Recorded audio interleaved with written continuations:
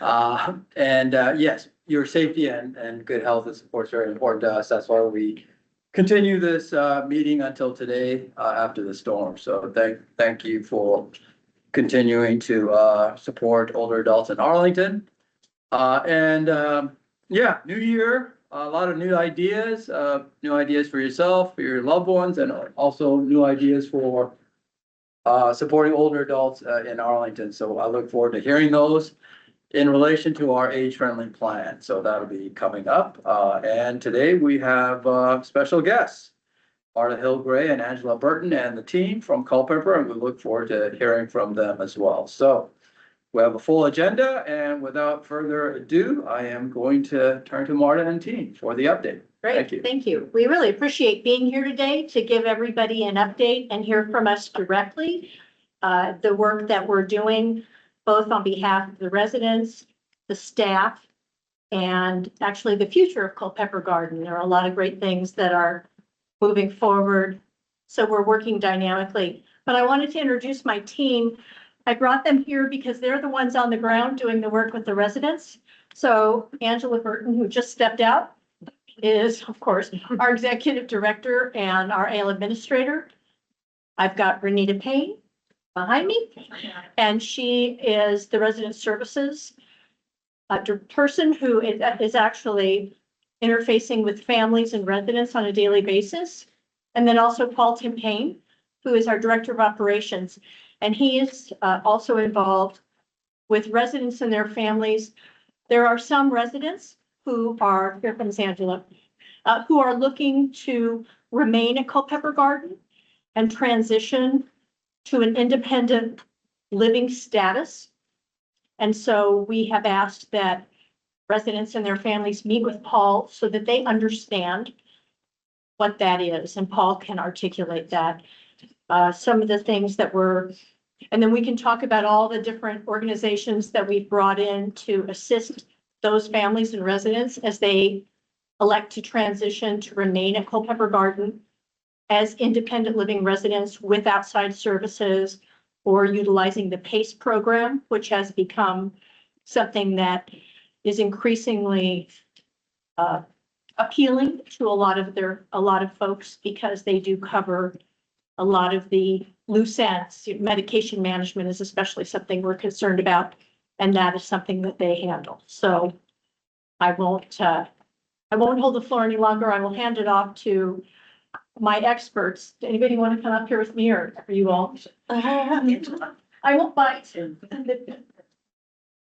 Can we hog these? Oh yeah, those are marked for the speakers. Okay, perfect. So Kathy was nice enough to send us a list, and I shared that with the group. We're ready to address all those questions, but maybe we can just sort of take it from the top. Renita, one of the things that we did to keep the county informed, and I think it's been a good tool, I hope the county thinks so, we've used it daily, is a spreadsheet that has every resident, their status, whether they're subsidy or private pay, and then what the contact was most recently with the family member, with the resident. Are they moving? Are they staying? And the progress, what the plan is. What's your plan? So we're down to 5 months. So we're really taking some of the folks who have been a little slow to get off the mark to really work with them and their power of attorney or their caregivers to make sure that they're progressing. So okay, now I'm going to stop. Currently, we have 30 residents remaining in assisted living. Speak up, Renita, please. Currently, we have 30 residents remaining in assisted living as of today. One of the questions was, how is Culpeper Garden staff supporting the remaining residents and their caregivers in the upcoming months and beyond? We are offering monthly resource fairs each month, such as home health aid companies coming in, different home health aid companies coming in to give information seminars, along with end of the life seminars, helping them to prepare for the next stage of life. Currently coming up on February the 18th, We have the Arlington County Benefit Fair, where Arlington County will have different people from different departments coming in. Right now, currently, I believe I have 7 different departments coming, and they will come in and go over what they offer currently to our residents at this stage, and the residents that are looking to transition over into independent living. After that, on the 26th of February, we will have the VHC Lifeline pendant company come in. I'm sorry, Rachel. It's 9. We have 9 actually. 9, Yes. 9 confirmed. Okay, perfect. Okay. We'll talk afterwards tonight.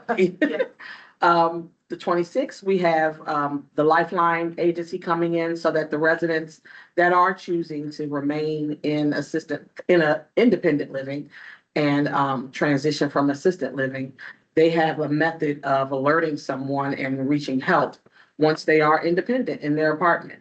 There will be no nursing staff present to check on them and do daily checks. So if someone falls on the way to the restroom overnight, they can alert 911 and get help. What has been the communication to residents and caregivers?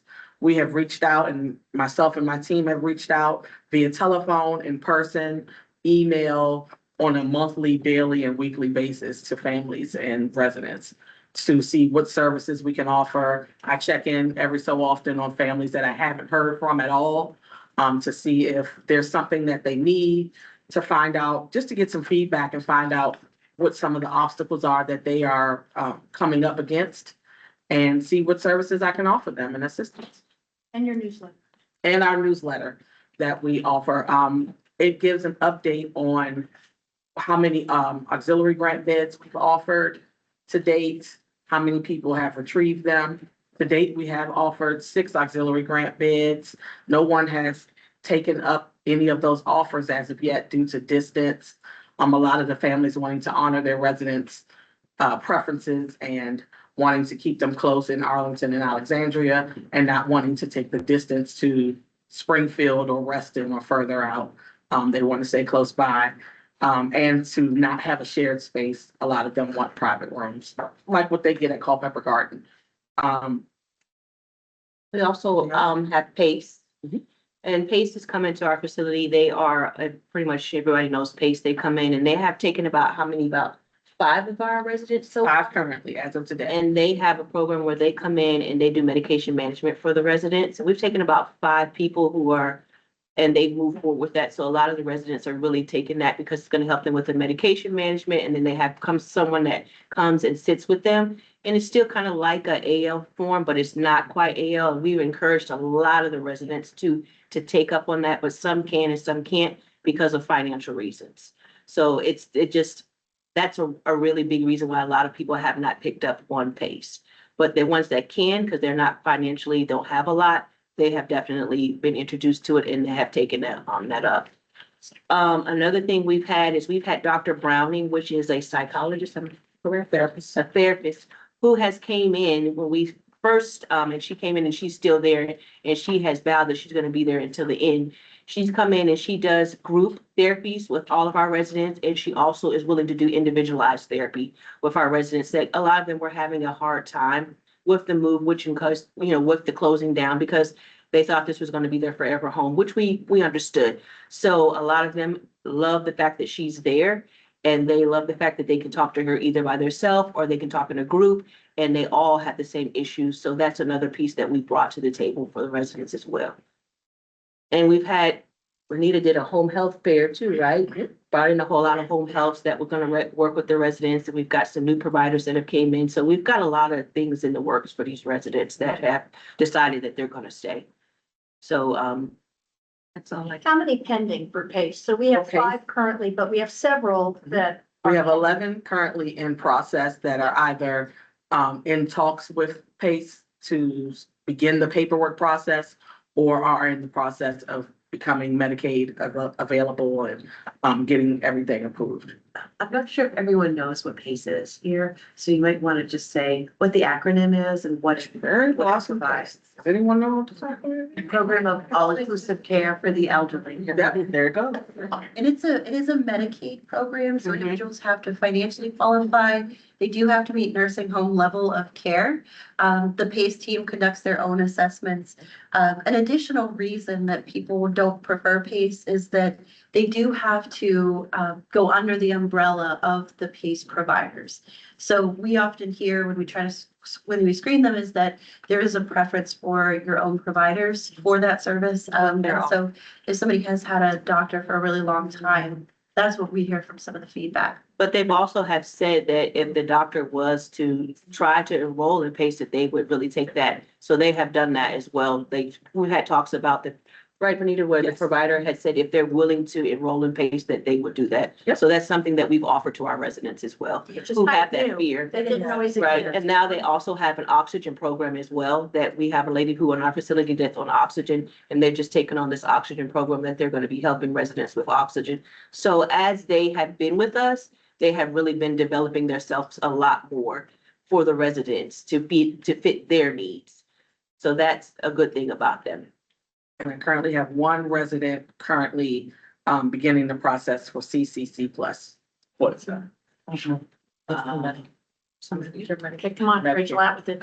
So CCC Plus is the Commonwealth Coordinated Care Plus. It's also a Medicaid program. Individuals are screened by a social worker as well as a nurse. And again, they also have to meet nursing home level of care, but it's in-home services. It's additional in-home services. So rather than going to a nursing home, someone can receive home health, personal care, support with instrumental activities of daily living right in their home.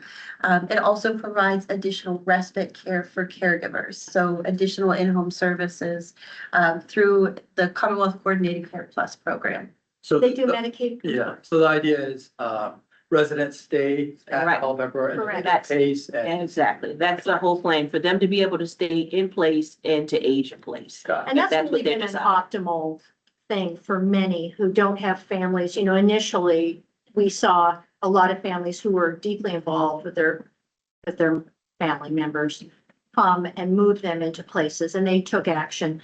And a lot of the folks that we have now don't really have much family, don't have many options.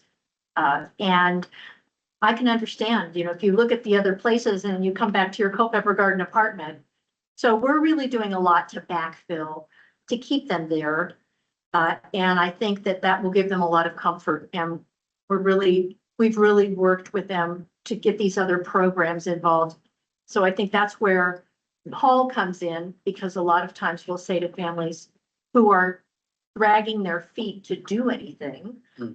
There's one power of attorney or person who says, well, we'll wait a few more months till it's closer to the end. No, you can't do that. So we're really trying to get folks to come around to start having these conversations now, so that we can find ways to make sure these folks get as much care as available to them. And they talked to Paul. And Paul, do you want to just kind of talk about your conversations with families? I think of the 31 remaining assisted living residents, 25 have expressed a active desire to be independent.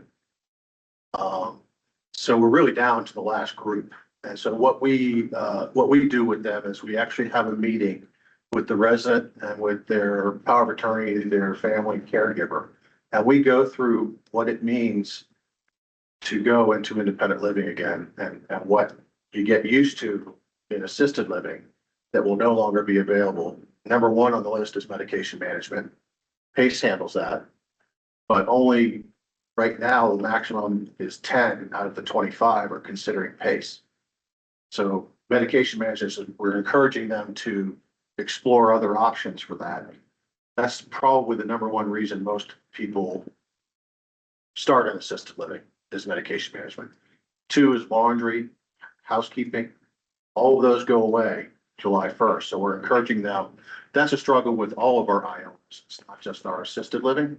So we're trying to make sure they understand that there are resources out there. CLP program through Arlington, private resources. There's all kinds of things out there that they have to re-engage with. So we sit down with an hour conversation saying, this is what it's going to look like July 1st. And so please start to set things up. Here's resources. And hopefully they are set up for July 1st. As of July 1st, whether they say anything to us or not, they are independent living and the apartment is theirs. There is no lease termination, there's no eviction, there's nothing like that has ever occurred. So as of July 1, now, if they take no action, we do have some folks who are not really communicating about anything. They still have a place to live at Culpeper Garden, July 1st, as an independent living resident. What changes is the nurse care and the overnight checks, all of those things stop. And then they become, they have to figure out how they're gonna do that, because we don't do wellness checks in independent living unless it's asked by somebody. So we don't knock on everyone's door every night to see if they're okay, like assisted living does. We're not medically trained. So if somebody's in distress, we just call 911. Whereas assisted living kind of helps them a little bit more. And so we try to explain all those and have been for the last 7 months so they can kind of make an informed decision about what they're truly going to need come July 1st. And here are all the resources to kind of start putting that together. And there's been a trickle of folks into PACE and others who are becoming independent before July 1. So we fully anticipate the number of folks who haven't formally chosen anything to be probably 10 or 15 by July 1st. And then we will be there even then to, contact 911, to do wellness checks upon request, things like that. So that's kind of, we make sure that the caregivers know, because the families are going to take on a lot more when they lose those AL services. So we want to make sure they understand the responsibility they're taking on. And anybody who's had to do that for their own parents understands that it is a big ask. And so we're also trying to help them out with that, being understanding that. So Paul, is it safe to say the universe is 31 remaining in AL? Correct. 30. 30, okay.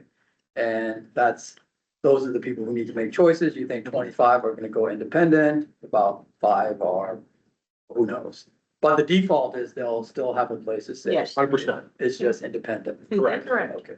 And we have touched base with each and every resident and or their family members to find out, or support system to find out what's the plan. Repeatedly, Repeated. and we continue to do so repeatedly to the point of being annoying, which is our plan. Yeah, I think, I think Kathy has the question. Do we address all the questions, and then I'll open the floor to anyone who wants to follow?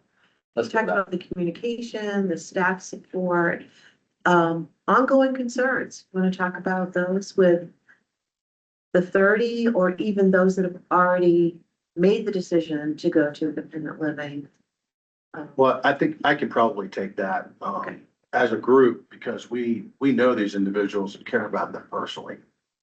We have great concerns as to their health and safety after July 1st. And we don't know what's going to happen. And so we are going to be extra vigilant within the independent living scope that we're able to. But there are decisions being made that aren't necessarily health and safety, and it's totally understandable. Those are nice 1-bedroom apartments. It's their home. They don't want to leave. So we're okay with that, but we don't know what's going to happen. So support wise, they are independent. They have a deed of lease. They are a tenant. So we are restricted by law as to what we can and can't do. This is their home. So we cannot be invasive. We can't set up programs where that's not what HUD allows. So they basically will be a HUD resident as of July 1st. So that's our concern, is health and safety after the 1st, especially for the 5 or 10 who really don't have folks.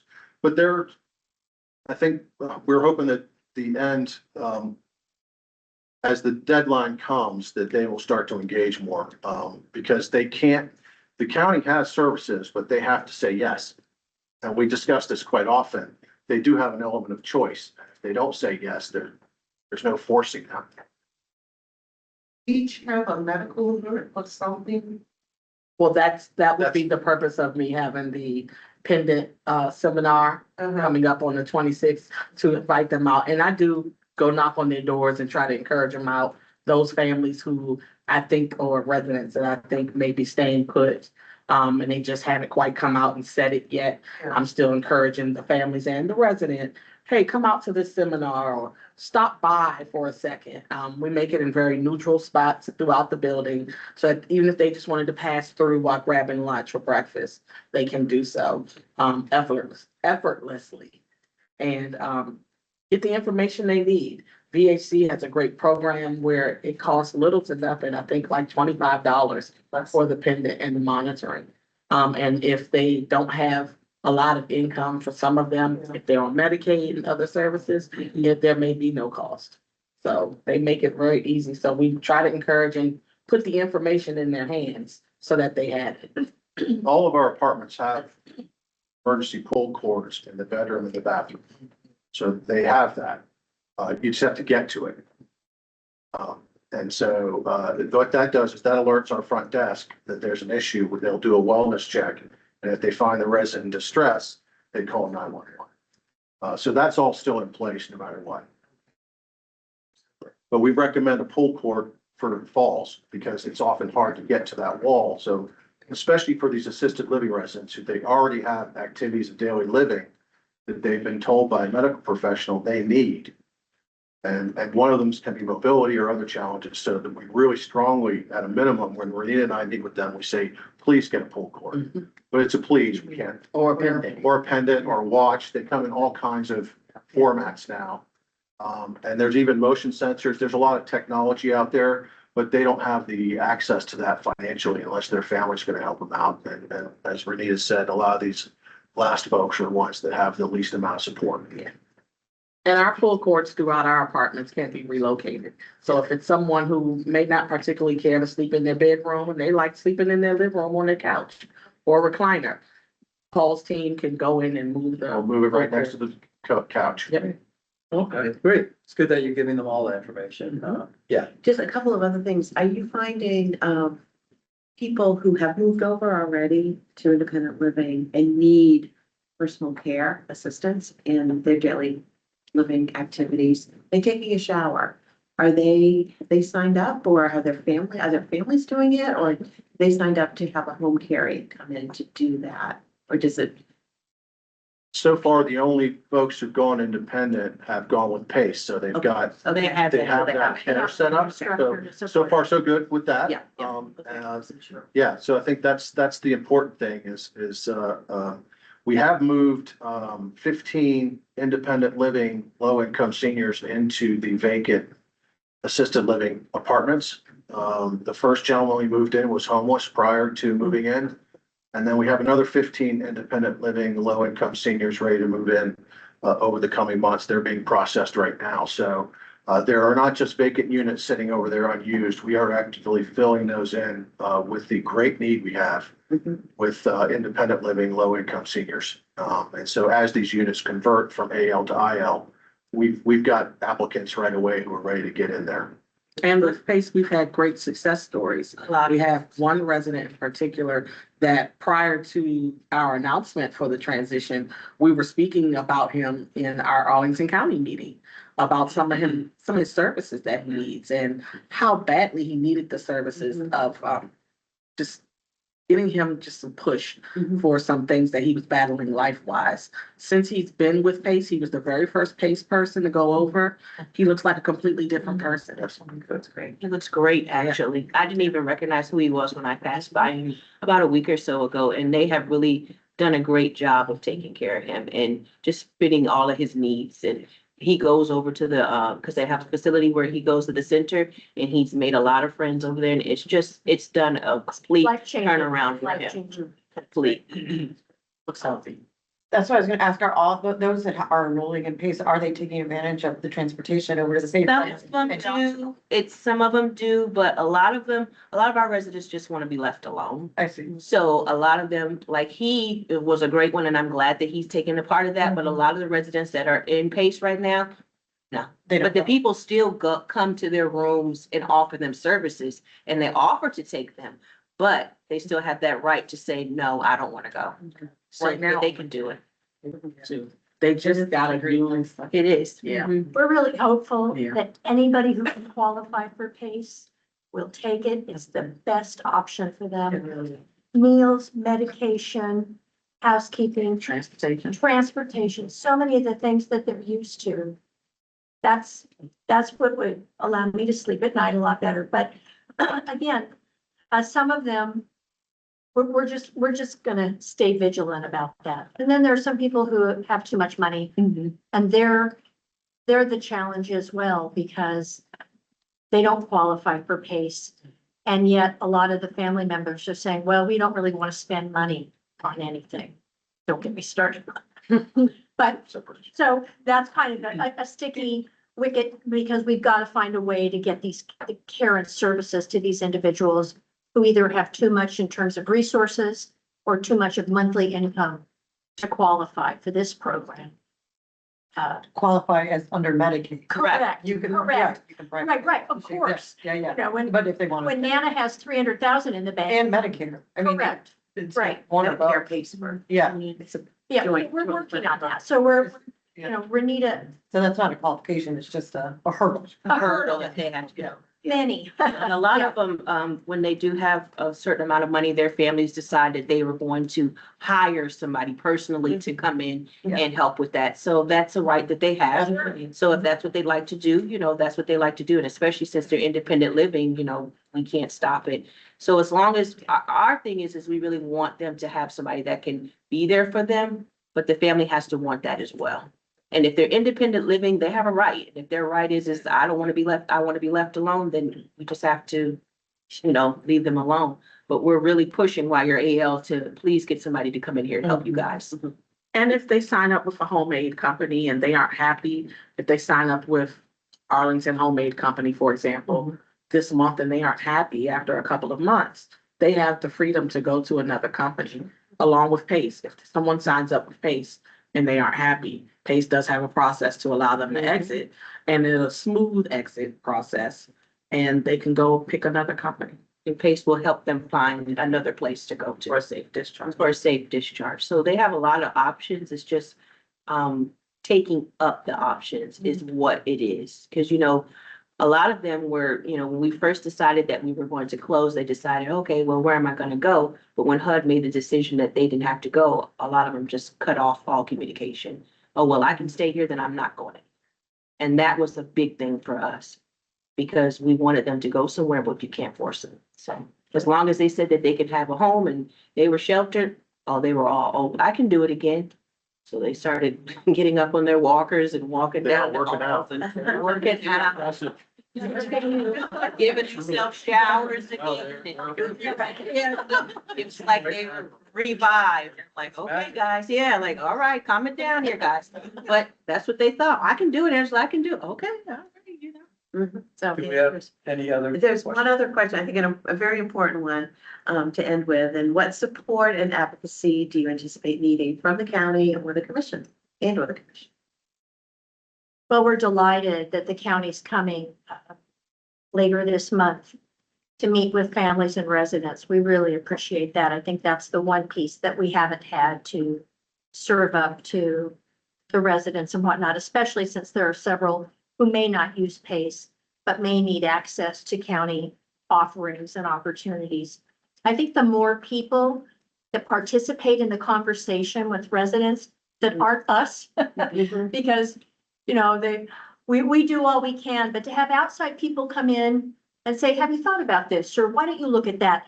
It has a different tone. It resonates differently. And so that, I think, is enormously helpful, is to have more expertise from outside sources that families and residents can hear in a different way. Because it tends to be us saying, how are you doing? What are you doing? What's your plan? And we are coming from a place of care and commitment to these individuals. But again, I think it's helpful to have the county come and articulate these various things to families and continue to do so. I think that's, what do you guys think? Absolutely. because we begin to sound like the nagging mom. Yeah, we are. Are the used We are. car salesman, we've been called that as well. Yeah, we. Mhm. And one of the things we recognize, especially with how a lot of these residents have decided to go independent, is we need, resident services is what really makes Culpeper Garden special. We have so many on-site programs and educational opportunities and events that the community that we build there makes a difference.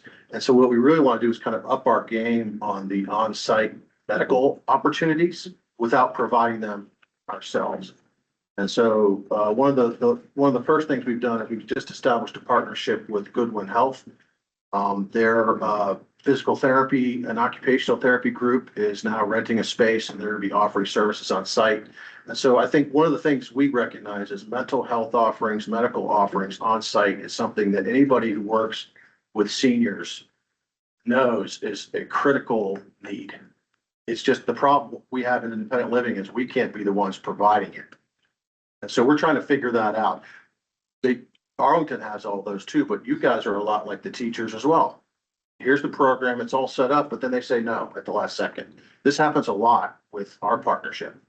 Everything's set up, they're ready to go, and then right at the very end, the resident declines services or decides they want to go a different direction. So I think that's the sort of advocacy I would think is how do Carlin House, how do we deliver things on site? They do not want to leave their apartments. It's not always possible though, because it's a very expensive option. But we're fortunate. We've got Kenwood Foundation comes and does a dental clinic on site. We've got all sorts of wonderful benefactors who help us bring things on site. But that's probably the biggest weakness I see for low income seniors is how to get the ones who are alone out of their apartments. We think about that all the time. Arlington County thinks about that all the time. We're the experts and we can't get them out. So we keep tossing things up. So that's the sort of idea matrix that you guys have going on will be helpful to us as other ideas about how we get the folks who truly need the help out of their apartments to say yes. Last week, the end of the previous week, I reached out to about 12 or 13 residents that were kind of sitting idle or their plans had kind of sat still or they haven't disclosed what plans they were doing. And a lot of them fell under that ballpark of what Paul is explaining. They just don't want to be bothered. They want to just sit in their room and be there. When we invite them to activities, they say, no, thank you. They've done enough activities in their life and they don't want to talk and they don't want to socialize. That's okay. That's totally their choice. And I'd let them know that. Our activities director lets them know that your choice. What I have tried to do is I circled back around and gave them the information for PACE and other companies that I know will encourage them to have some socializing. I think that's a biggie in what we've seen in some of the success stories, even though it's not a large number, but with PACE, the 5 that they've taken on were loners, with the exception of the one that just started yesterday. The rest of them were loners. And they didn't want to come out. They would socialize under certain pretenses, but not really or anything positive. And since they've been a part of PACE, if they have gone to the center, only 2 have started going to the center.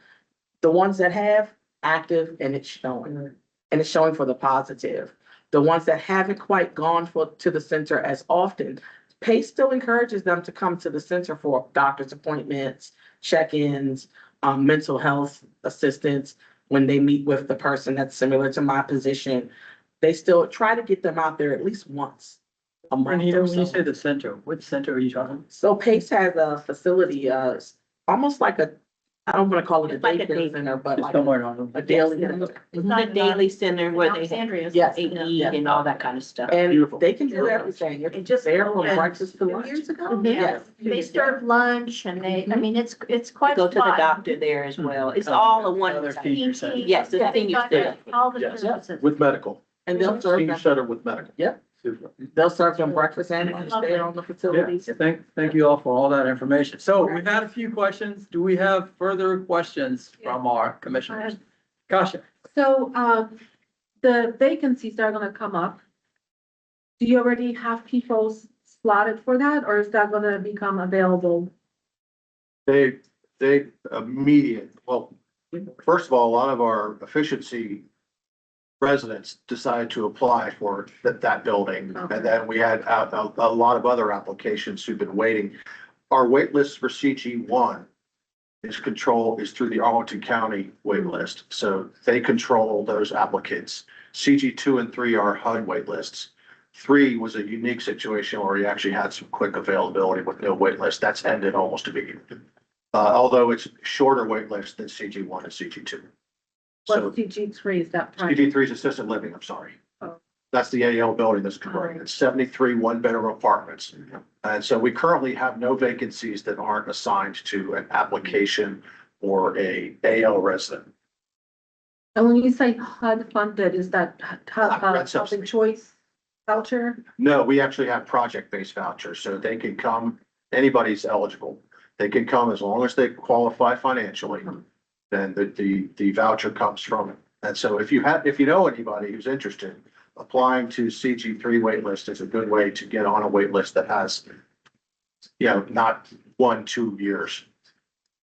It's still gonna be a length of time, but we expect that wait list to be as long as the other two within a few weeks. You get a lot of folks. The demand is unfortunate. All right, do we have any other questions? Drain your whole meeting time. Sorry. Anyone else? County staff, members, anyone online have questions? Please raise your hand and we'll recognize you.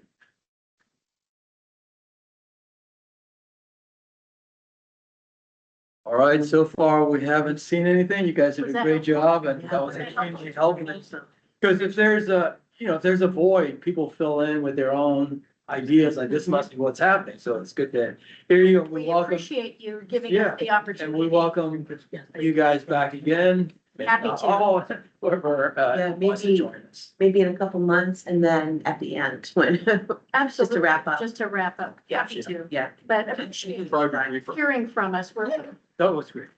We're working diligently. It's important to us. And I know it's important to all of you. So we appreciate the time. Thank you also. Thank you. Thank you.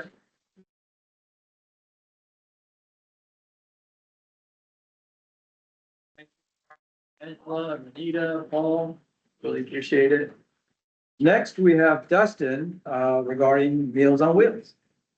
Would pull up the presentation deck. I will, a little short on time, so I'm gonna go a little faster than normal. That's okay. This is important information. All are good. Just a second here. So just gonna give you a little briefing, just kind of a review of what, of our partnership with Meals on Wheels of Arlington.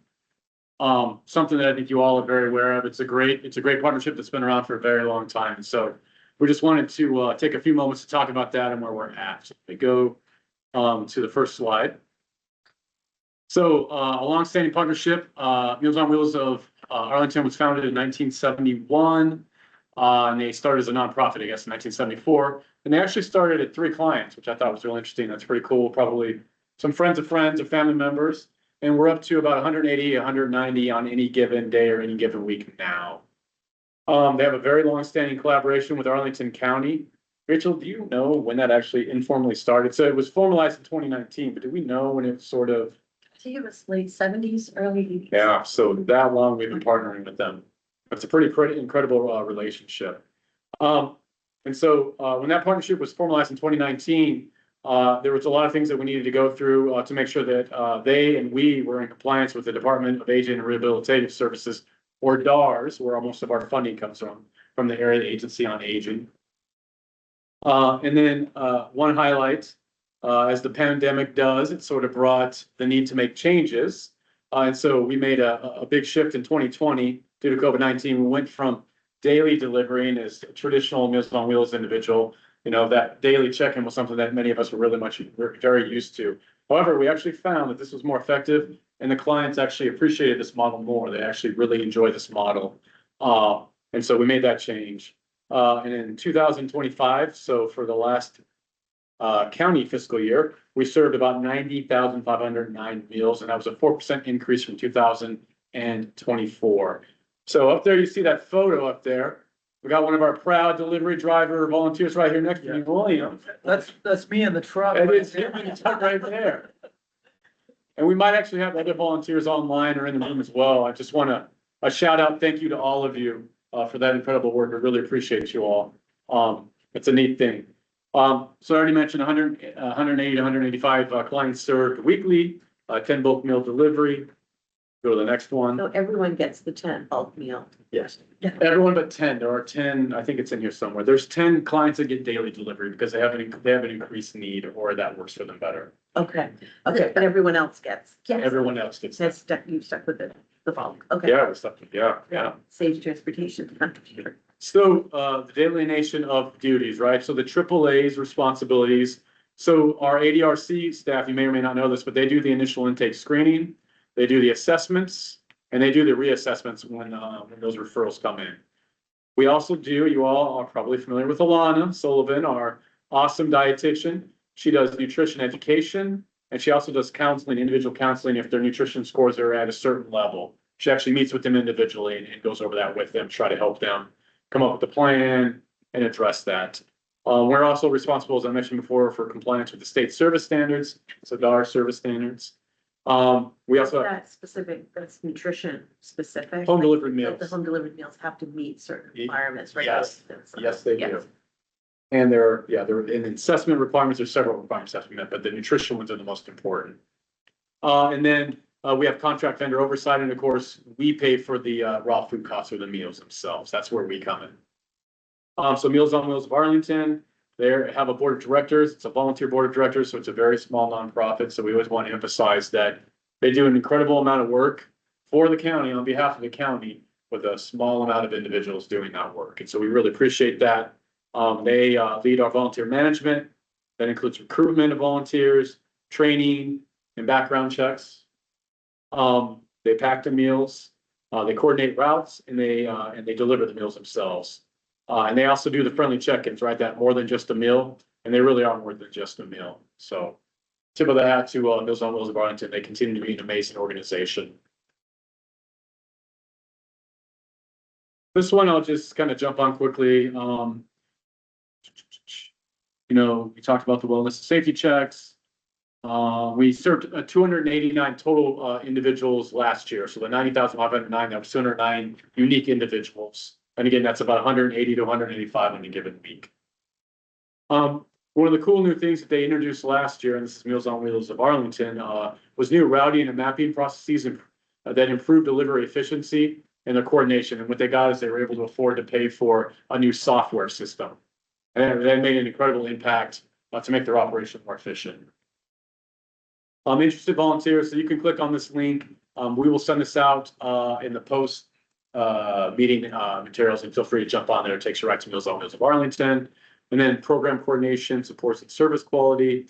So the assessments themselves, those assessments and reassessments, they identify safety, functional, and activities of daily living needs to guide individual service planning. As I mentioned, we do the case counseling. We also connect individuals to case management through our other programs through the AAA if they need them. We also could potentially provide in-home supports based on assessment findings. So that CLP program, some of the other programs, they all get connected through the ADRC and if and when they need.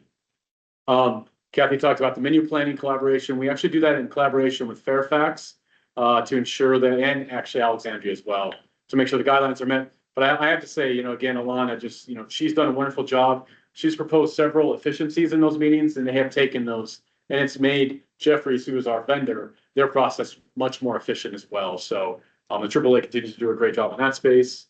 And we already talked about the last one. So program impact. So these come from some of you are probably aware that we have our PMPs. Rachel, what do those stand for again? Performance measurement plans. We have to present those for the county. We use those to not justify, but demonstrate impact and also justify funding. And so some of the things that we've learned from our participants or our clients, 97% last year said they can continue to live at home because of their meals. Take a moment to think about that. That's pretty incredible. As I said, Meals on Wheels clients are often referred to other services, and then promotes nutrition and health. 89% reported that they always or usually eat healthier because of the meals. And that goes back to what Kathy talked about. that food and nutrition.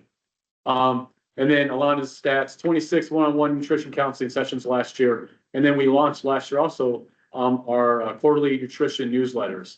Those are 486 impressions. We do this quarterly now, so that's also a really neat thing, a great way to get education out. Customer satisfaction, 95% of our participants reported they always or usually like the taste of the meals. It's pretty amazing for bulk, for bulk food, I gotta tell you. We got a diverse population, and unfortunately, we're not able to meet a lot of those dietary preferences. And then there's the last one, the positive engagement.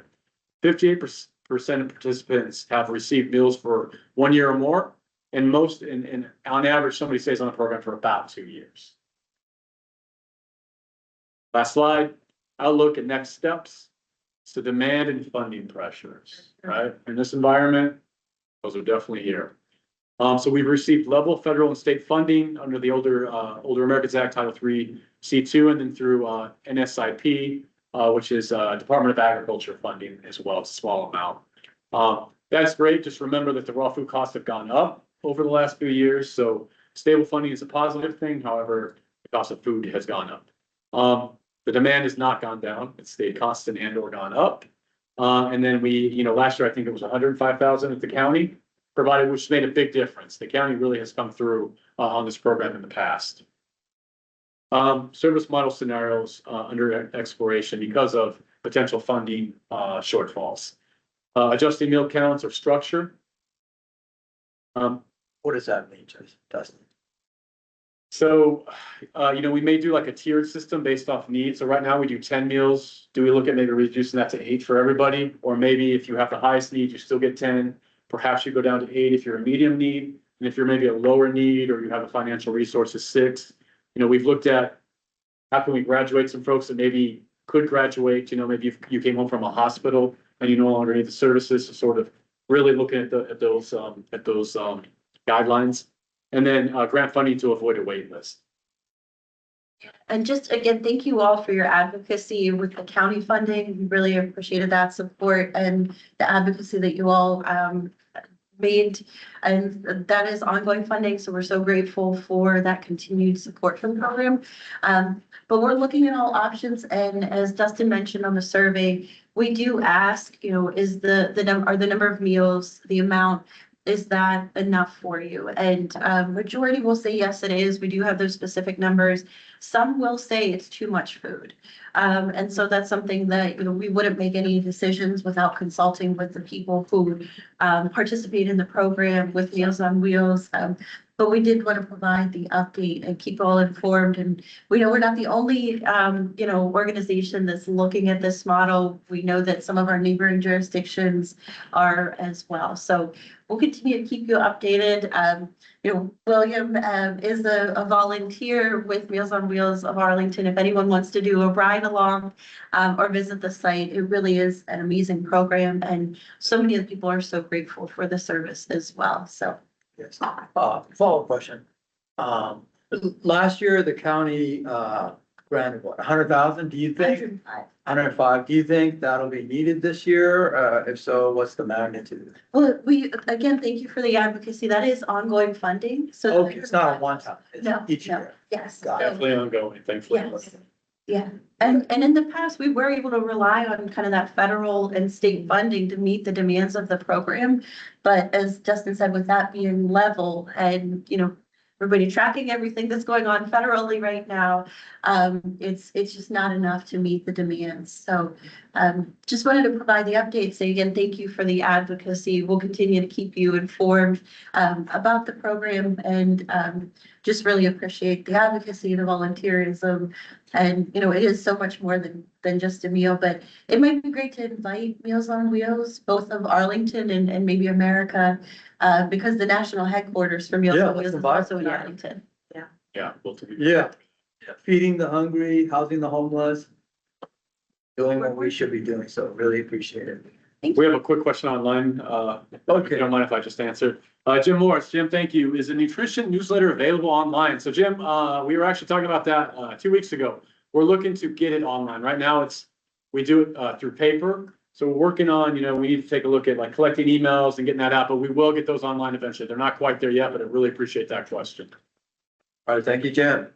Kathy, do you have a No, question? I'm just gonna mention, you talked about Meals on Wheels America. They have a ton of resources too on Thank you. innovation, looking at that tiered approach, but also they've worked, done really cool things like identifying people who need home modifications. And they provide grants to local organizations. I don't know if they still run that program. They had one specifically for veterans, older. They do. So we actually coordinated we have some staff that used to work on Meals on Wheels of America. We actually had a meeting with Meals on Wheels of Arlington in America. Was that in November, December? Recently. To try to increase that collaboration. We are members, or we have traditionally been members that have access, Yeah. but they have great resources. Yeah, they do. And they really are And right. funding opportunities, but you gotta meet the basic needs first, right? Yeah. Yeah, yeah. Super. Okay, all right. Anything else from your side, Dustin? No, Okay. All right, next we have a motion to approve the minutes. Do we have a second? Okay, unless there are any objections, minutes are approved. All right, next, staff reports. Who is this Dustin that keeps popping up? he talks too much. Dustin, of the meeting. to you. I'll try to be quick and efficient. No, here. take your time. So the first thing I wanted to do is I wanted to thank all of you for your flexibility. We had to change the meeting by a week. Your safety, our clients, our participants' safety, and our staff safety are always the most important thing. And so just thank you all for being flexible. I know a lot of folks had to change schedules, but couldn't be here because we changed the meeting by a week. It's also, we're hosting the January meeting in February. We looked at the bylaws, we're allowed to do that. We checked with everybody. We're good to go on that, but just wanted to thank you all and just really appreciate it. Safety is always the most important thing. And so we'll keep you all updated like we did this last month. If this happens again in February, which hopefully it doesn't, which reminds me, we'll be meeting again in 3 weeks. So we'll see you all again very soon. So quick updates. So most of my updates are gonna focus in on the community engagement forum. But before I do that, just a quick staffing update. I'm excited to announce that we are going to have a social work graduate intern. Mamuna's online. Mamuna, thank you. Good looking out on that one. We have somebody to come in and help the AAA with macro level things. So this individual will probably support things like the website. She will support some of our reporting. She'll also support our dietitian on some of the things and get some client interaction as well. But we're really excited to bring her aboard. And we'll announce the name and all that once all the administrative stuff is done. William, are you going to talk about recruitment for the commission? Okay, so I'll leave that one to you. Community engagement forum. So that is coming up. Let me just take a look here. We got the flyer. Should we share the flyer online? Not yet. Okay, we won't do that online. This year is Your Journey Matters because of diverse, safe, reliable, and accessible transportation. So transportation is the big thing for this year. And so it's going to be at Lover Run. We are almost confirmed on a satellite location in South Arlington. I won't announce the name yet until we confirm it. And then it'll be on virtual like it always is. We have a 3 or 4 person panel. Catalina Kalachan, who used to be on, excuse me for messing up her last name, used to be on the commission as our transportation lead, is actually going to be on that panel. We're really excited to have her back for that. We're going to have Karen Alden, who's our Disability Advisory Commission chair. Really excited to have her. And we're also going to have Professor Jason Falvey from the University of Maryland, Baltimore, who William recruited. Really excited to have them. And then we may have one other guest as well. We have to confirm that individual still. So really excited. We're going to have a panel. We're going to have a nice discussion with them. We'll have a Q&A like we normally do. And we're really excited about that part. Before the panel, we'll have, like we normally do, a resource fair. So that'll be maybe the first half hour, 45 minutes. And then we'll finish off with small panel discussion, small group discussion. So we're really excited. We're also partnering with ART, WMATA, Disability Advisory Commission, a couple local churches and several others. So just that update.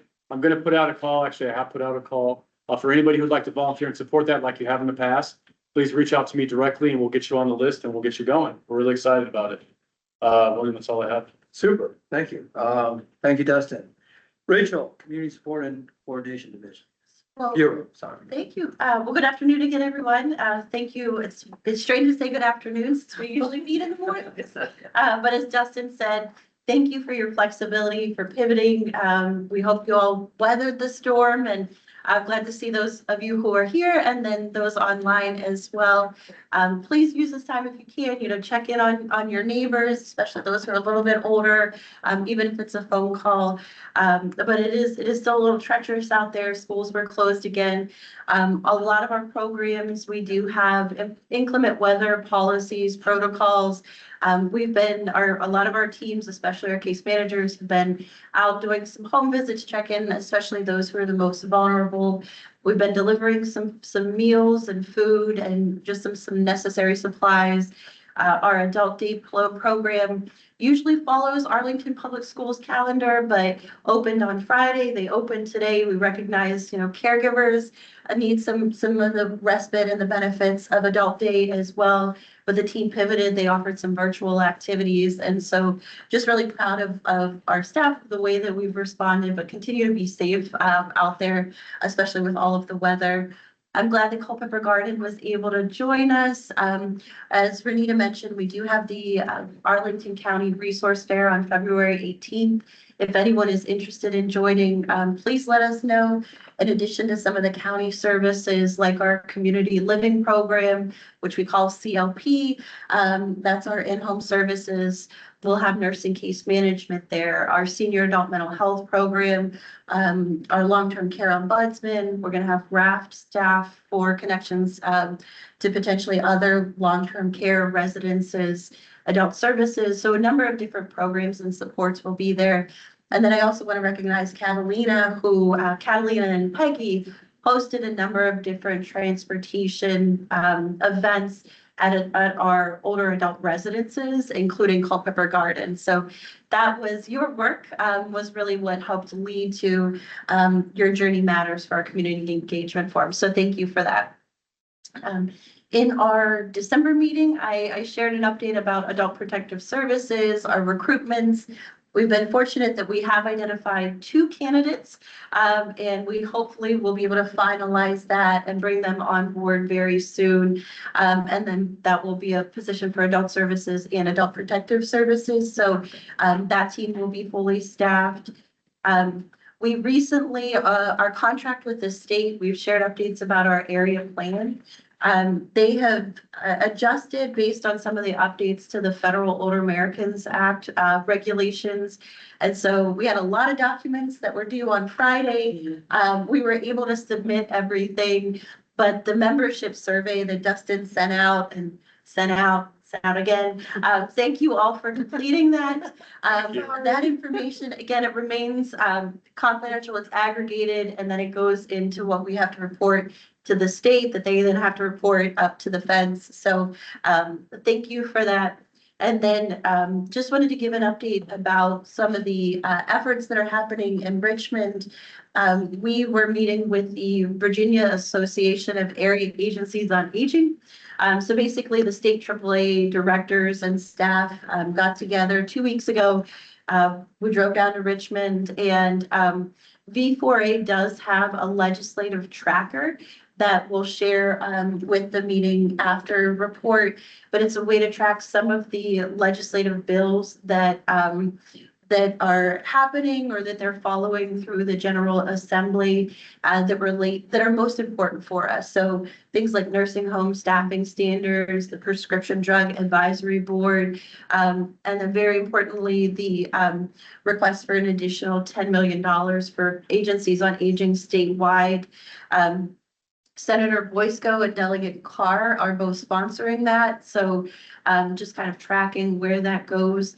There's also been legislation introduced to create a central registry for adult protective services.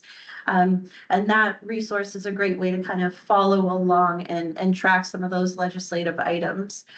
And then on February 4th, which, this is a long session in the General Assembly. So that's right after crossover. There is Advocacy Day in Richmond.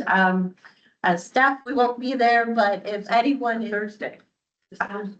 February 4th. Oh my goodness. That's this Thursday. Oh my gosh. Yep. Yes. A Wednesday. Wait, I'm Wait, so that- excited. Yeah, Wednesday. Wednesday. Oh, just making sure everybody is listening. But yes, it will be February 4th, Wow. in Richmond. If anyone is interested, please let, me or Dustin know, and we'll connect you with the point of contact, for Advocacy Day. And because it is very soon, there'll be other opportunities to advocate. B4A staff are drafting some letters of support on some of those items. And then the last thing I just wanted to mention, we also heard some updates from DARS, the Department of Aging and Rehabilitative Services. One of the things that they are tracking but don't have much guidance yet is the nutrition guidelines. You probably heard that there was some big changes to the federal nutrition guidelines, the food pyramid. And as Kathy highlighted, even for our home delivered meals, for Meals on Wheels, our social 60+ cafes, it is very prescriptive of what goes into each of those meals. And that's based on the federal guidelines. So DARS is waiting federal guidance on what those guidelines will look like.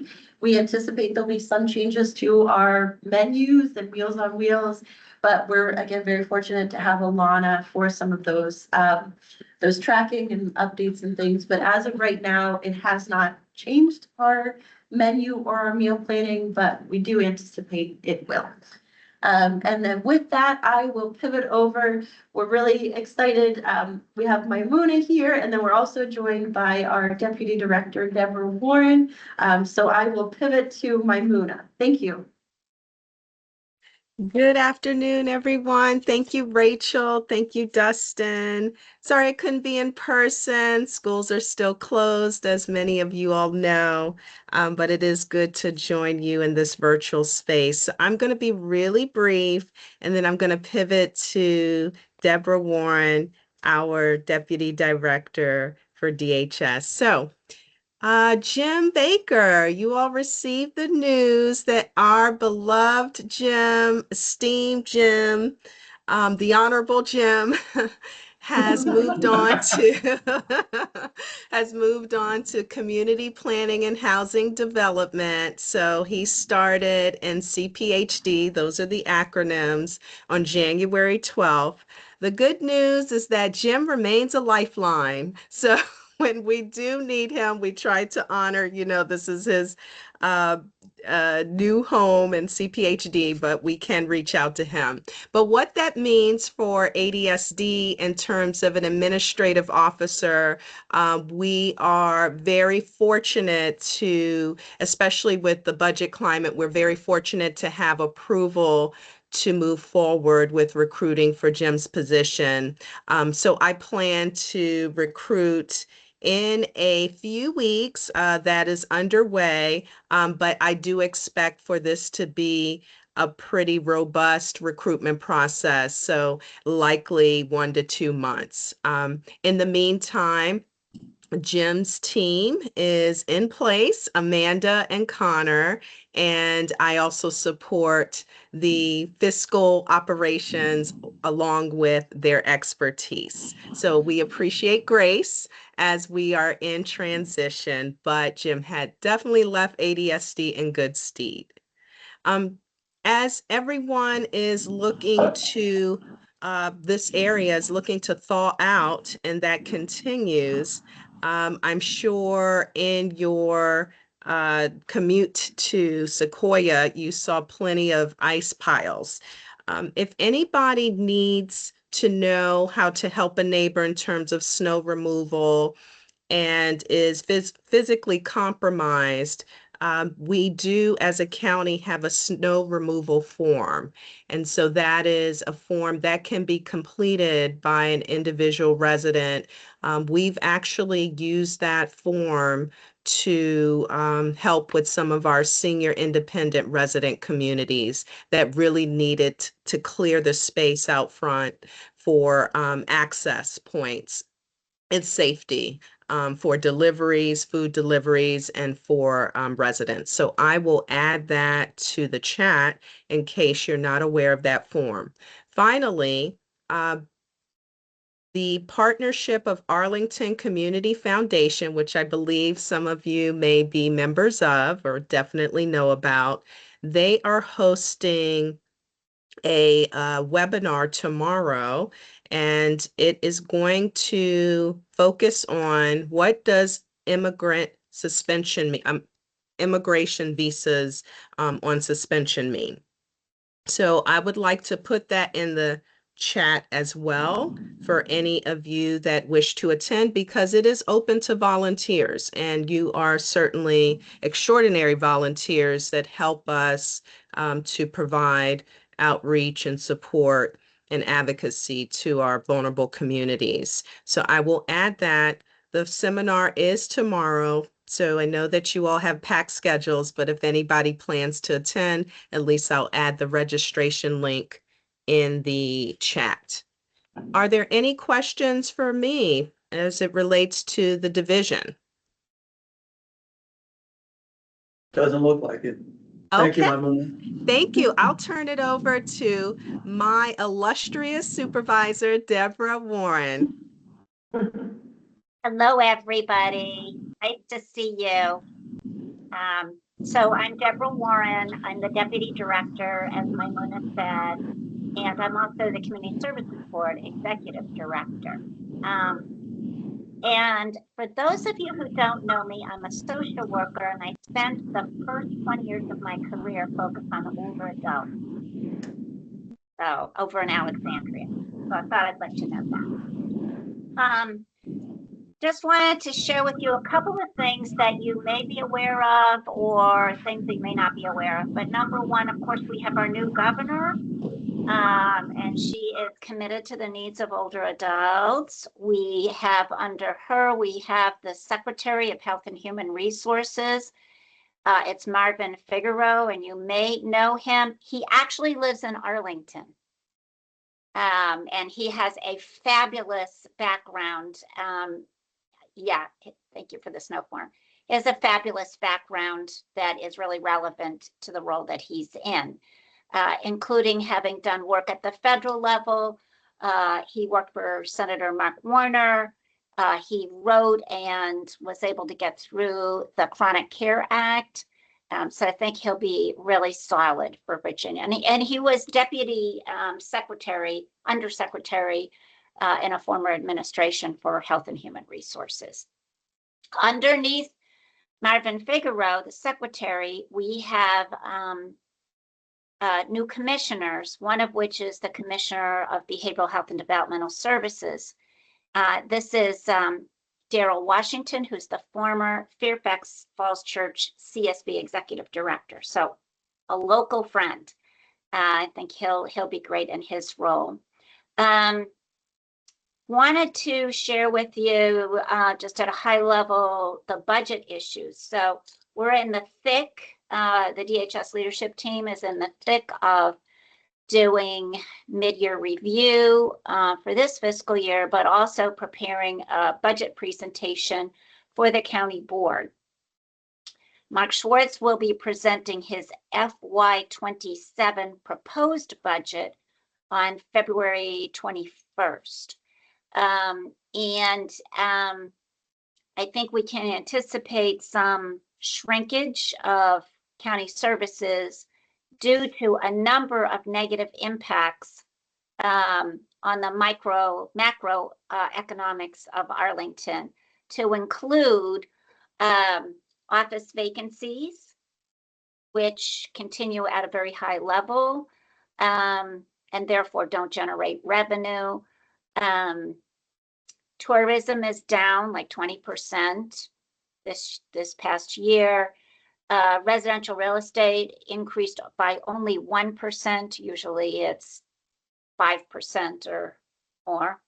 And so that decreases revenue. And also, of course, the impacts of the federal policy changes resulting in federal employees and contractors losing their jobs, which has a negative impact on revenue in Arlington. So whereas for decades and decades we were well protected by our proximity to the federal government, at the moment it is no longer an asset. So even for this fiscal year, we're concerned about having a balanced budget for the county And so we've been asked to limit all discretionary funding and slow roll, soft freeze, call it what you will, of filling vacancies. And in some cases, this may result in some waits for service, which we do not want at all. But it is what it is, and we all have to pitch in to make this happen. And then finally, I wanted to let you know that we are having we've had multiple audits, and we have multiple audits of our VDSS programs, as well as our Department of Behavioral Health and Developmental Services funded programs. Right now, we're in a very large audit. This is a very comprehensive audit of our behavioral health and developmental disability services state performance contract services. So for Maimuna's world and aging and disability services, that means RAFT, that means SAM, and that means our developmental disability services, a very detailed, comprehensive audit. We started the audit about a week before Christmas. Not a good time to be thrown a big audit, but they'll be here on site the week of February 23rd. They're pulling 10 records from each program. So as I say, very detailed. The last time they did an audit this comprehensive was 11 years ago. So we were like way overdue for this audit. And they do this for all 40 CSBs in the state. And then finally, I just wanted to touch base about a project that I've been involved with for almost 9 years, which is the Virginia Hospital Center's development of increased behavioral health services. And as you probably know, VHC committed about 2.5 years ago, it'll be 3 in June, to building a brand new hospital on the grounds of Carlin Springs. They're calling it the Carlin Springs Wellness Pavilion at the moment, which would hold 96 behavioral health beds. And while at the same time retaining 14 beds at the main campus that would be allocated specifically for individuals with co-occurring medical and psychiatric issues. This project, the Carlin Springs project, at the moment is on a track for sometime this spring, opening up the public process. There'll be what's called a site plan review committee, and I know you will have a representative on that committee. And there'll be a kickoff hopefully in March. We have no clue about the specific date yet, but certainly when we know, we'll let you know. And that site plan review committee will be meeting a few times. There'll be some public hearings hosted and a community engagement. There'll be a kickoff, community engagement kickoff. And the hospital will also hold, I believe, 60 rehabilitation beds, also of interest to the Commission on Aging. And then in addition to that, they're doing renovation at the main campus, which is active now, and filling in what they call the notch. There's like kind of an inset of the main campus building, the original building. And they're filling that in, and they're going to expand the emergency department, which if you've ever been there, I certainly have, it's very crowded. And they're going to put in a special section, a separate section called a CPAP, stands for Comprehensive Psychiatric Emergency Program. We helped them get a grant from the Department of Behavioral Health and Developmental Services. And that will be a place where people in crisis will get treatment immediately rather than waiting on a gurney for hours up to days to get care. So that's my update about the Virginia Hospital Center, the Arlington County budget, the changes at the state level, and the Department of Behavioral Health and Developmental Services audit. I think those are some big ticket items. Anything I left out, Maimuna? No, you didn't. Thank you so much, Deborah. Are there any questions for Deborah?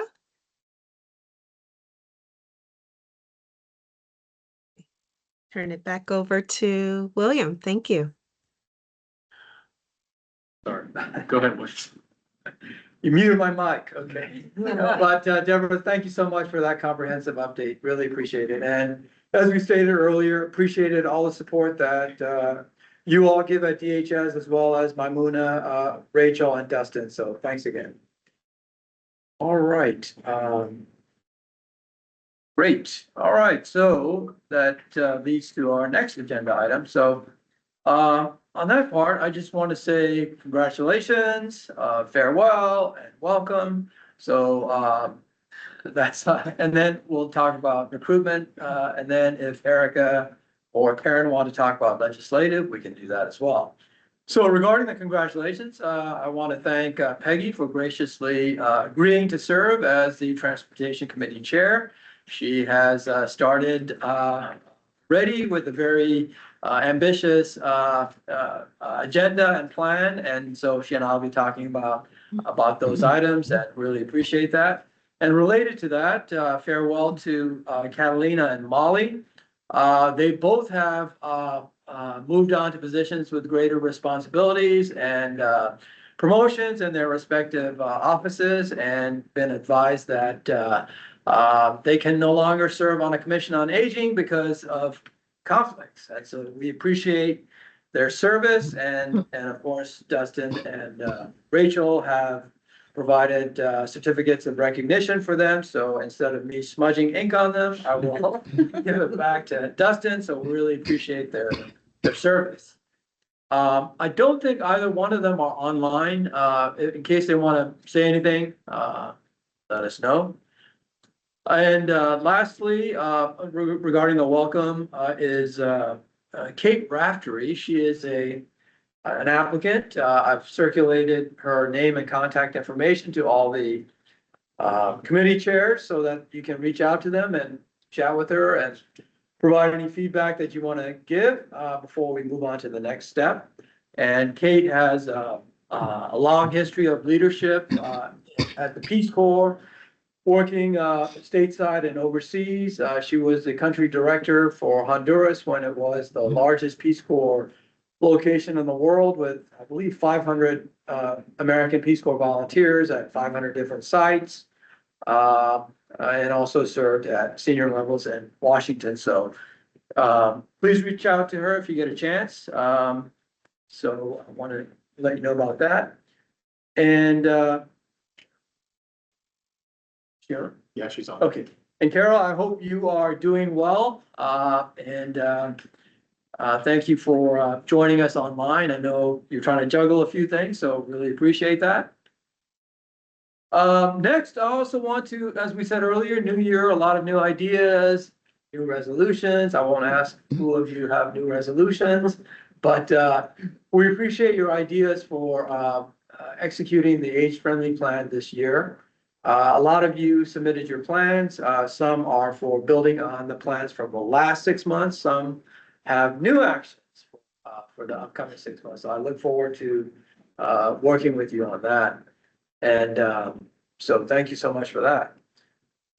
Do we have any questions on what we said so far? All right, legislative. Do we have any legislative updates? Karen, it's Erica or you? Erica has a legislative update, and then I'll update on a meeting we had with DAC. All right, Erica. Yeah, so as Karen said, our report is in two parts. So I will run through the legislative update. The Northern Virginia Aging Network, whose platform the commission has adopted, is in the thick of the legislative process. The bills are coming fast and heavy, as well as the budget amendments. And I wanted to walk you through where we stand on the 7 NVAN priorities. And I did do an update on that, which Dustin will send out following the meeting. So we have 3 legislative priorities. The first is having to do with affordable assisted living, House Bill 1021. It was introduced by Delegate Reeser, and this would enable localities to better negotiate with developers for the set aside of affordable assisted living units. So that bill has been referred to to committee, and we're following and tracking that. Secondly is the topic of evictions.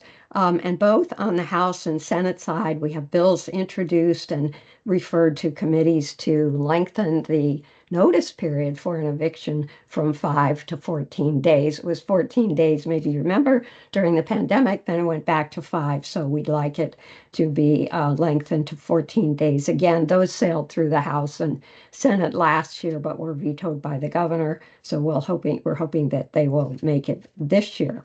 The third legislative item was concerning a study of affordable housing options that address a whole range of care, the entire continuum of care provided in independent, assisted living, and nursing homes. That would be quite a holistic study. There's no legislation on this, but the Joint Legislative Audit and Review Commission, known as JLARC, there's the update. Thanks, Dustin. Was able to meet with JLARC in December, and hopefully we impressed upon them the need to expand their intent on doing a study on housing and community-based care options. And we pointed out to them that unless they look at the entire range of care options, each care option and level affects the others and has ripple effects. And so that study was posted and is underway. So we'll see what the outcome of that is. As far as budget priorities, we will look at 3 of those. We're tracking 3 very carefully. The first one has to do with the long-term care ombudsman program.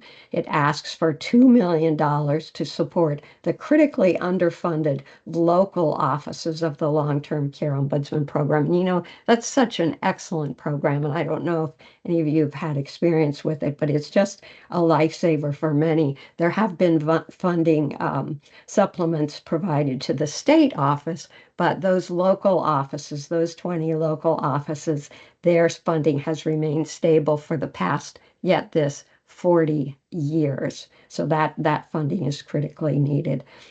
Second is funding for a free statewide certified nursing assistant recruitment and training workforce pilot program to address staffing shortages at nursing homes, assisted living, home care, and veteran care centers.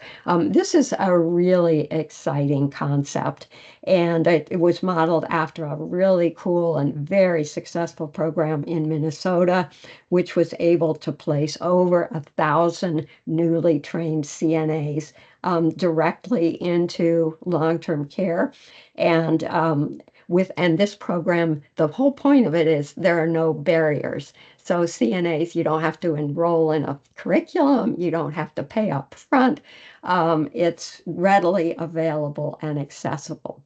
The budget amendment for that has been introduced on the Senate side by Barbara Favola and on the House side by Delegate Willett. And we will continue to monitor that. Interestingly, Delegate Guzman also introduced a bill, House Bill 413, looking at high school nurse aide training programs. So that's needs to be coordinated with the budget amendments. The last budget item that we're looking at is what Rachel already mentioned, the need to increase funding for area agencies on aging. And as Rachel mentioned, the Virginia Association of Area Agencies on Aging is leading that charge and has asked for $10 million to support the needs of the agencies on aging throughout the state in these difficult times. Multiple budget amendments have been introduced on the Senate side by Boysko, Evan, and Reeves, and Favola, and on the House side by Carr and McLaughlin. And finally, I would just also add that our very own RAFT program, which is in need for additional funding of its clinical program.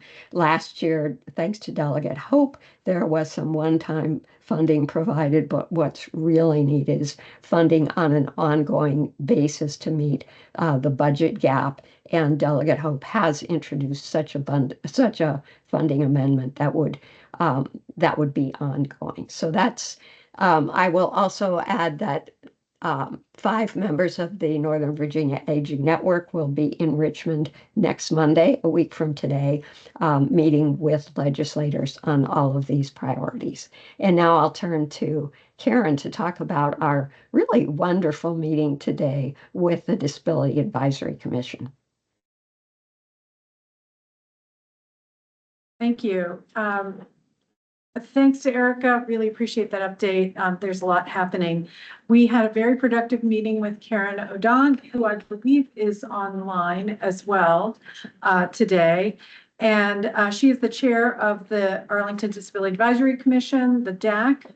And we had the meeting as a follow-up to our December meeting where we talked about our shared interests and we talked about tracking legislation. And so today we met again to sort of look at where we are in our tracking on the legislative agenda. The 4 key takeaways that we had from today's meeting were that we are continuing to identify areas of significant overlap between the DAC and the Commission on Aging priorities, including among other things, affordable and accessible housing, transportation, in particular pedestrian safety and access, and good to know about the county snow removal initiative because we talked about that this morning as being a significant concern recently. Hearing screening, for example, and Karen shared information about DAC's role in grants, and we can provide a link that is on the DAC website on the grants that are being provided. They're small regional grants, 20,000 or so annually, and they can fund things like Karen was describing a hearing screening opportunity. So it was very exciting to see. Have we lost her? Yeah, we may have lost connection. We were having problems earlier too.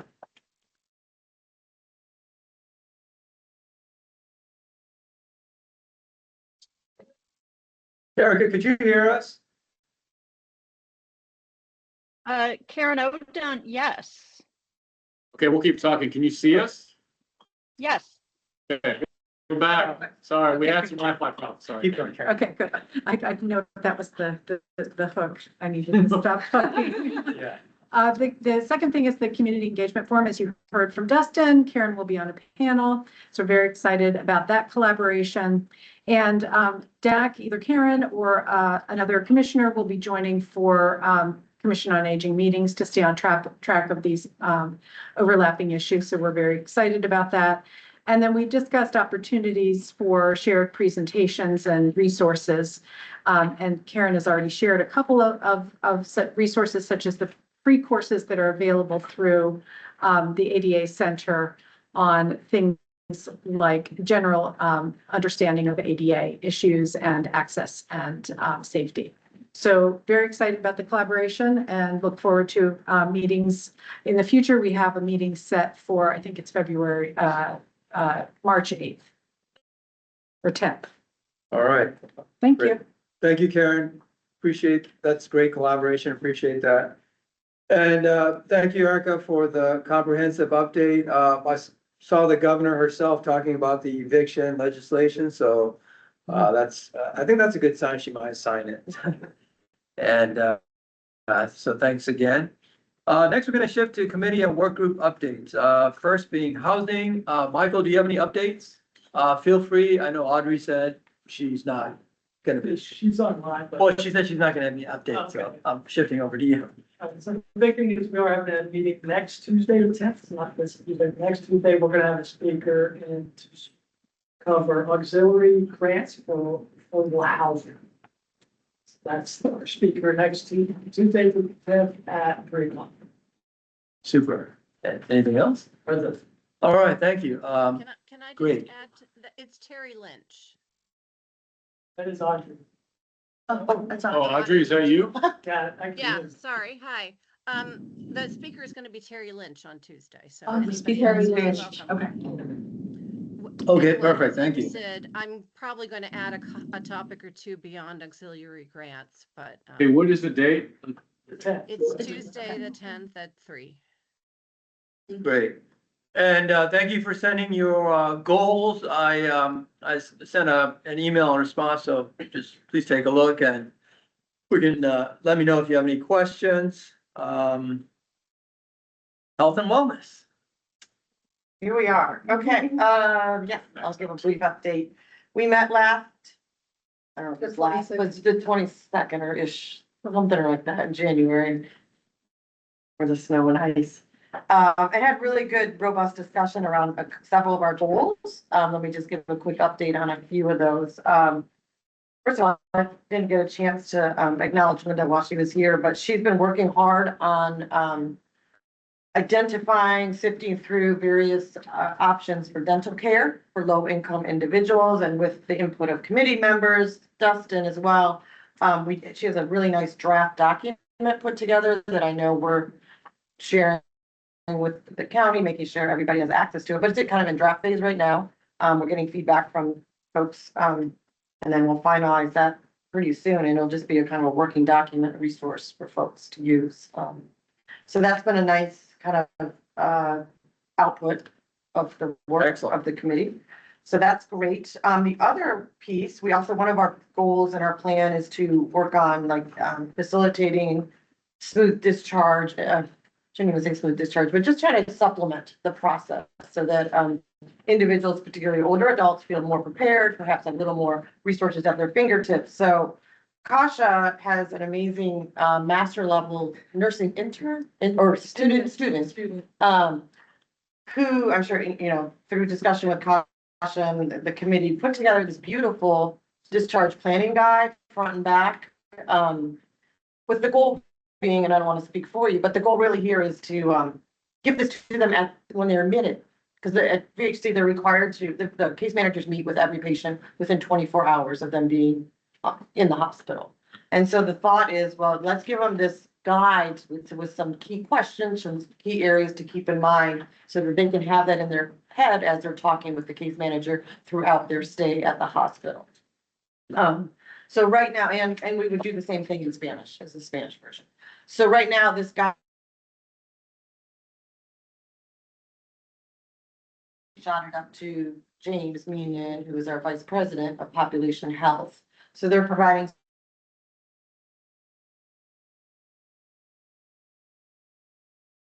tool to have kind of moving forward, and hopefully we can make something of that for folks. And even looking for ways, we put together a senior resource guide. Every 2 years we publish it, and that's coming out in 2026, a new one. So maybe looking at ways to incorporate this in the guide. So looking at different ways to kind of get that information out and really make it more accessible to folks, again, in keeping with our goal and our plan.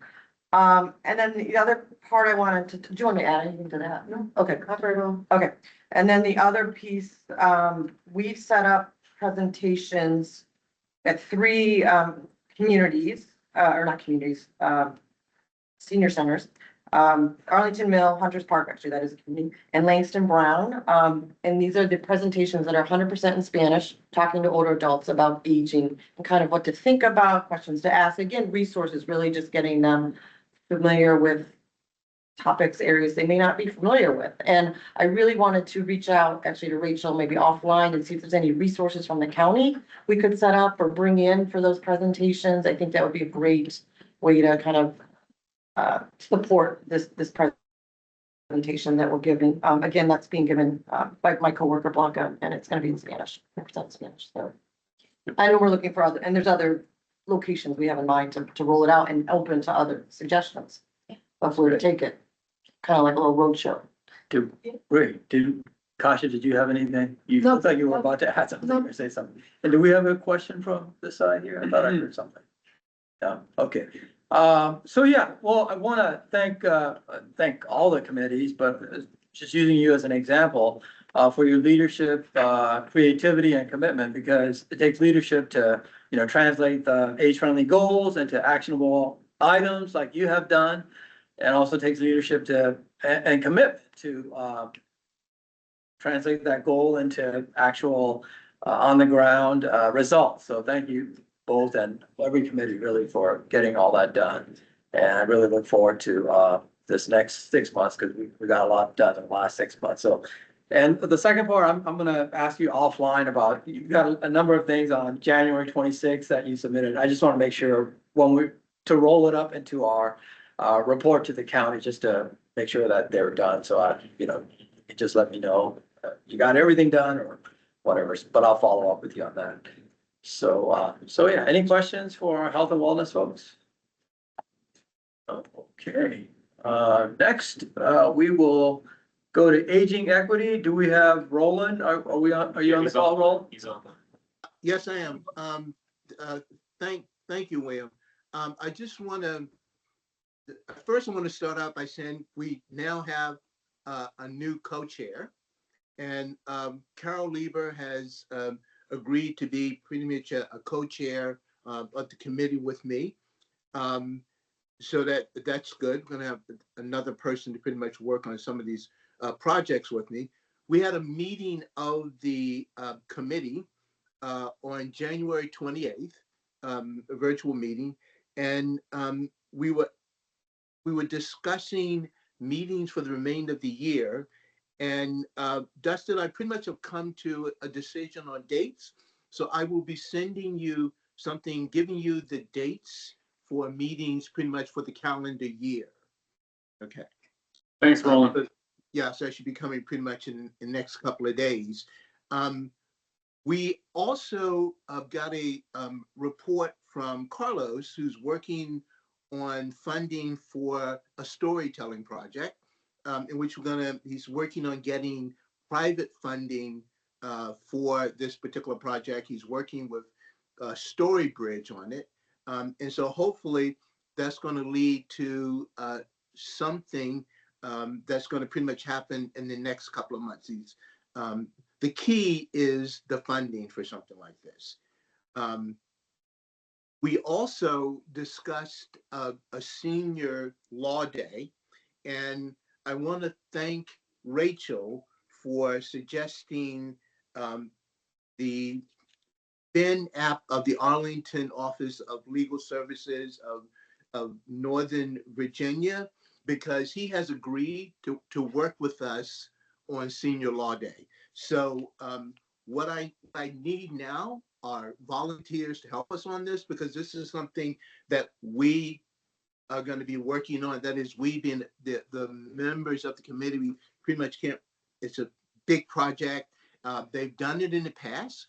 And the last, I think the last Senior Law Day was in 2019, because in 2020, when we had the pandemic, we didn't have a Senior Law Day, and we haven't had one since. Erica has done a lot of work on it in the past. Jim has done some work on it pretty much in the past. I want to thank Erica, because she's given me a lot of information on pretty much how to do it. So if anyone is interested in working on this Senior Law Day, please drop me an email. In the past, we've had the Senior Law Day in May. Some of the other municipalities, for example, Alexandria, have a Senior Law Day in June. So we pretty much have to decide whether we want to have it in May or June, and pretty much who we want to participate in. It has been the local bar association, which has pretty much carried the weight so far, supplying people for the panel and stuff. So hopefully we'll be able to get that pretty much this year. I'm pleased to report that the police department has assigned us an individual to work with us and Path Forward on the presentation that we want to do there at Path Forward. And we have Corporal Cassandra Skelton has been assigned to do it. I talked to her last week. And so now all we have to do, the three of us, the third person is Roger Maloney of Path Forward. We're just going to sit down and come up with a date, and we're going to be able to just sort of get that presentation moving.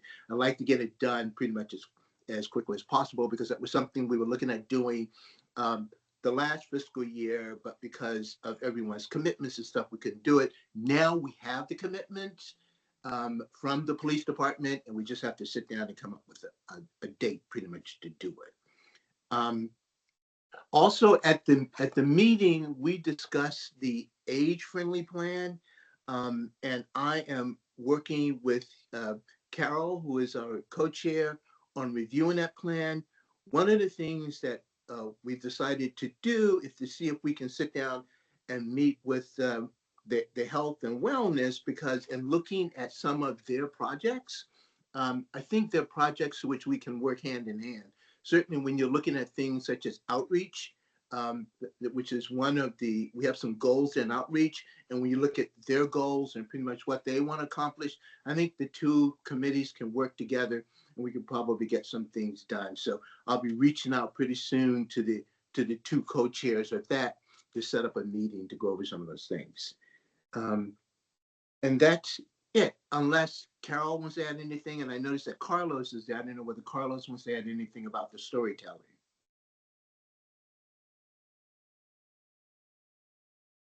Okay. I guess that's it. Hello. So I Okay, did go ahead, Bob. post Go ahead. a comment in the chat about the platform that it is my intention to use as part of this project that I'm seeking private funding for. It's called StoryBridge, and it's being used in 44 different cities. It's a fascinating technology, very simple technology that can be easily adopted and has been well coordinated by libraries all over the country, just to capture real stories, narratives that tell, how communities are creating connections. And so it's good to see a lot of you. I haven't been around in a while, but just stay tuned. All right, thank you, Carlos. Kathy, do you have a question? Yeah, just a quick question. I was curious about the law day that you talked about, Roland. Yes. And like, what kinds of things could older adults bring to that day? Is it mostly around wills and power of attorneys and those sorts of issues, or is it broader than that? That am I on the right track? Just to understand like what people can talk about on law day, or is it a presentation?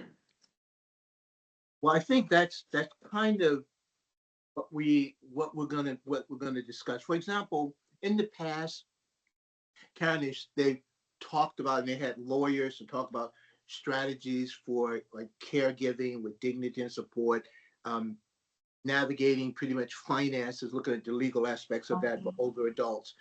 Also a segment on like essential documents and stuff for aging pretty much in place. Erica, if there's anything you want to add to that, that would be.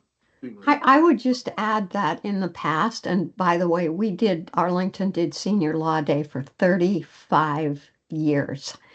Wow. Until the pandemic. So we have quite a track record. And there have been different iterations in different years, but very frequently members of the Arlington County Bar, along with Northern Virginia Legal Services, have focused on advanced planning documents, powers of attorney, healthcare advance directives, wills, things like that, as well as the legal aspects of long-term care. But it could be broader than that. It's up to the attorneys who are participating and the planners. And I just applaud this effort, and I'm so gratified to see that we're picking it up. Yes, excellent. Do we have any other questions for Roland? All right, thank you, Roland. Appreciate it. Next up, we have Peggy and Transportation, which would like to Thank give you me. very much. I'm truly honored to take the role of chair of the Transportation Committee, but I know I have some big shoes to fill. As we know, Catalina did a wonderful, outstanding job. Okay, but that's why I feel that I'm gonna look forward to learning, which means I'm gonna be reaching out to whoever for help and assistance in my role. As far as the Transportation Committee is concerned, I know that she had liaisons, meetings with various Arlington committees, such as the Arlington Transportation Future, which I will be attending. The next meeting will be held on Wednesday, February 4th, from 7 to 9 p.m. I hope you can hear me.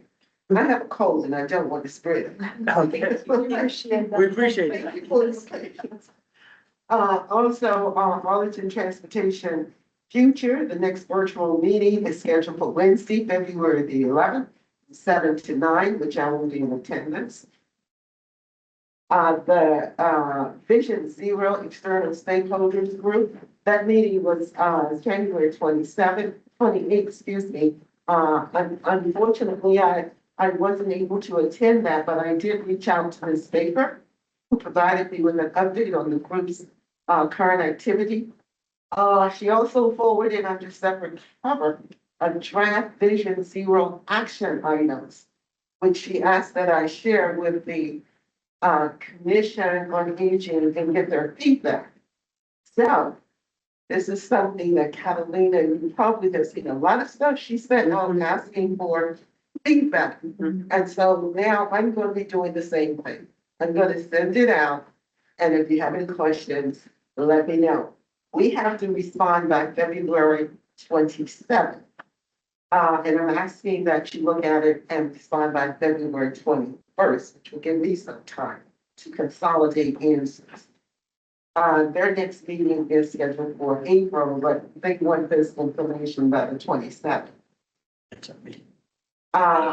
Catalina also mentioned that we were supposed to be responding to the senior transportation brochure. I know the due date was January 30th, but I did not have an opportunity to respond to that. I don't know if you're going to extend that because I think you said you wanted to get that out by mid-February.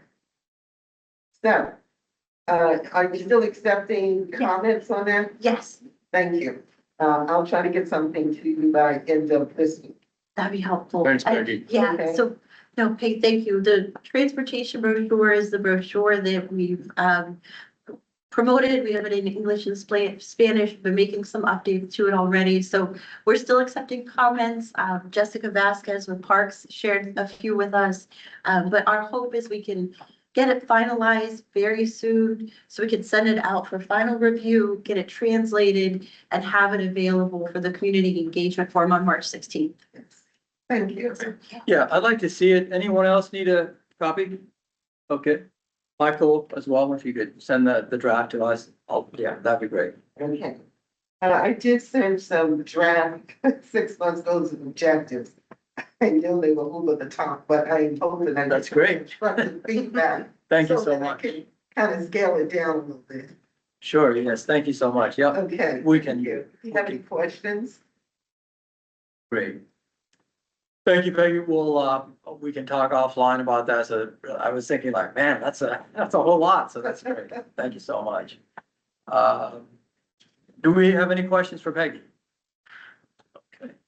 Next, we have, long-term care residences. Charlie is online. Thank you, William. Our committee met virtually in January, and this month we are meeting next Thursday in person at the Regency Care of Arlington, which has a new administrator who just started a few weeks ago, named Kevin Haywood. So if anybody, and as always, if anybody would like to attend these meetings who are not on the Long-Term Care Residence Committee, you're welcome to do so. They're very enlightening when you get to attend the visit the facility and get at least a quick tour of it. Just let me know because I have to give the administrator some idea of what our numbers will be for the meeting. Priorities that we're working on related to the age-friendly plan. Number one, the small household model.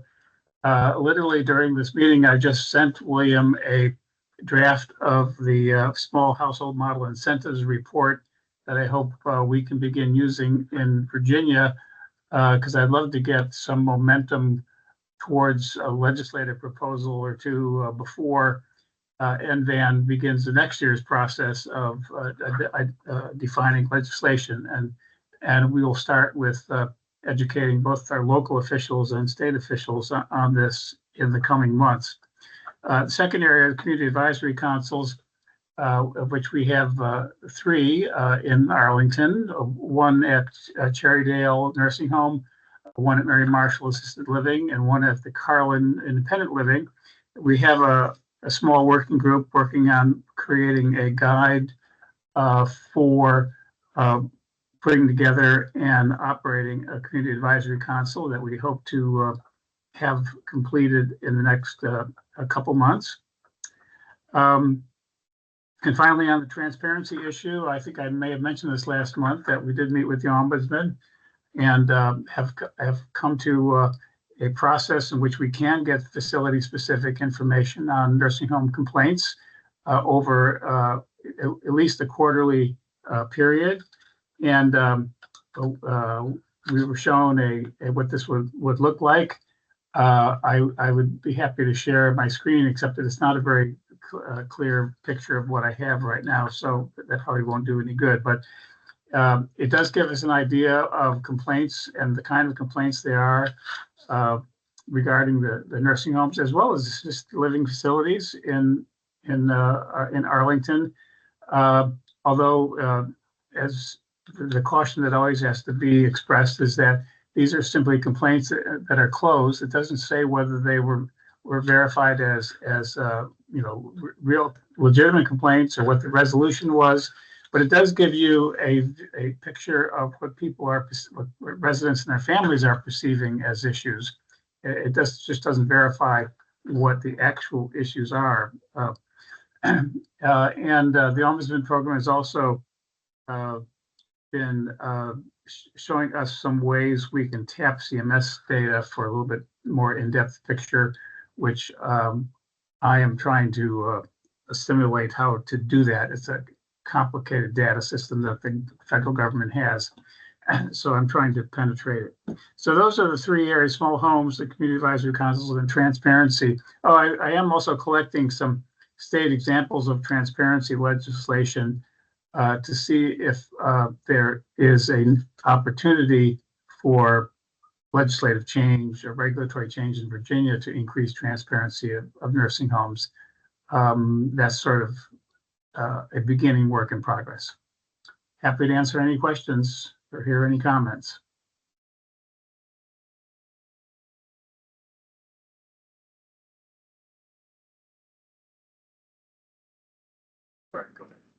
Okay, so, all right, so that's all the committee and work group updates. Next, we have liaison updates. I think, Kathy, do you want to provide any updates on age friendly in addition to all that we already have? Well, just one item that I wanted to share, and that is, last Friday, I met with, Bill Brewster from the AARP Age Friendly. He's the lead for AARP's work around age-friendly communities. And they're offering an opportunity for any age-friendly community across the country to do videos. It's a free service that AARP is providing. And we can they're really interested in this whole idea of age-friendly community spinoffs, like what we reported during our last report to AARP. But it could be on other aspects of the work that we are doing. So it's to really help the age-friendly community so they don't have to hire their own video company to do it, which could be quite costly.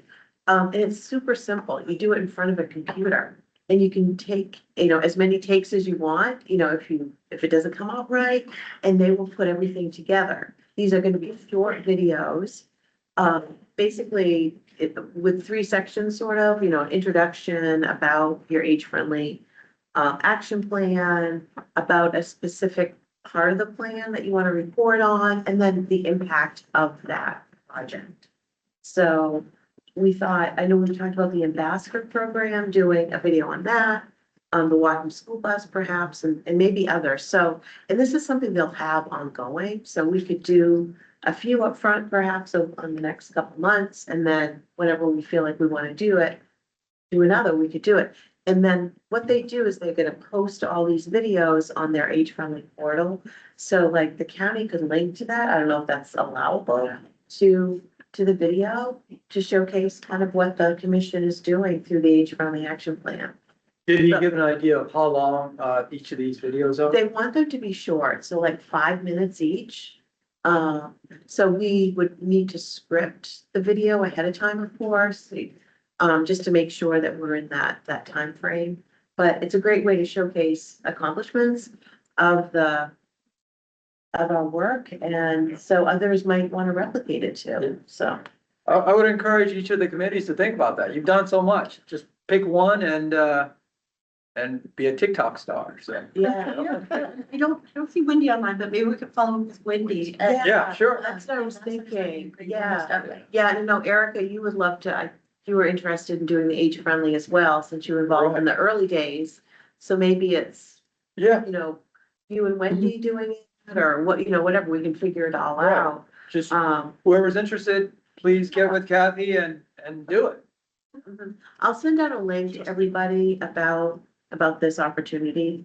But Bill was really encouraging us to, you know, take advantage of it. This is Yeah. like a really great service, and it's easy. Yeah, sounds like they're encouraging it. There's Mhm. no limit, so No, go for it. yeah, he said, do some now, do some later, do whatever you want. They are actually having, I'll send this around when I get some notification. On March 10th, AARP is having a webinar on age-friendly community spinoff activity. So I'll send that out. Thank you for that update. Do we have any questions for Kathy? All right, Michael, are you online, Alexandria Commission? No, he is not. All right, next, Jennifer, are you online, 55 plus? Maybe not. I know Wendy says she won't be able to join us today. Anyone else from A and B? Do we have any other liaisons who would like to provide an update? Okay, Michael did send he did email an update, so I'll share that with.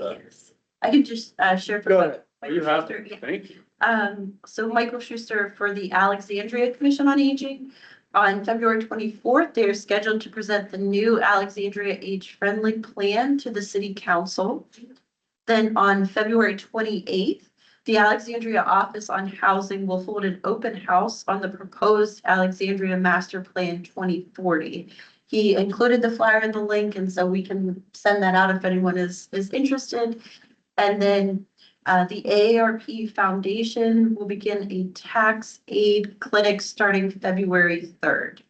And that will be at the Arlington Central Library, where I don't know if Jim Morris is still on, but we'll share information about that great work as well. All right, He is still here. thank you. Thank you, Rachel. So yeah, please go ahead and toot your own horns. A lot of places don't have age-friendly plans, or maybe they're not doing as much as you all are doing. So thank you for doing all that, and I look forward to the next set of goals and all the things that we're gonna accomplish. So do we have any other old or new business? Yes, Peggy. Just want to let people know if you, I'm a tax counselor with AARP and IRS. And we start business tomorrow at Central Library. So if you have, and we handle moderate to lower income. And we do excellent work.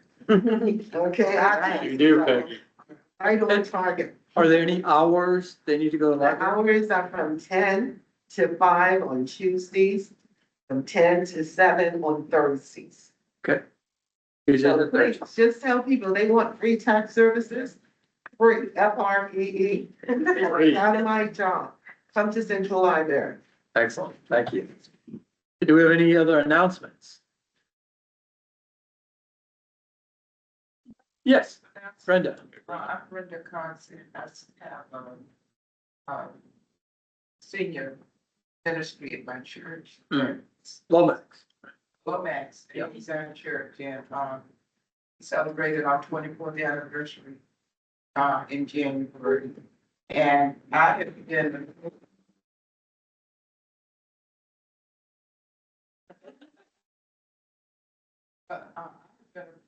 by other church members in the community to expand our program.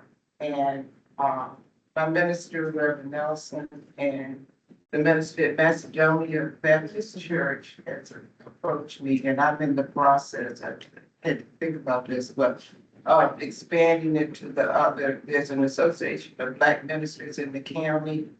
And I'm going to work with them to try to get it members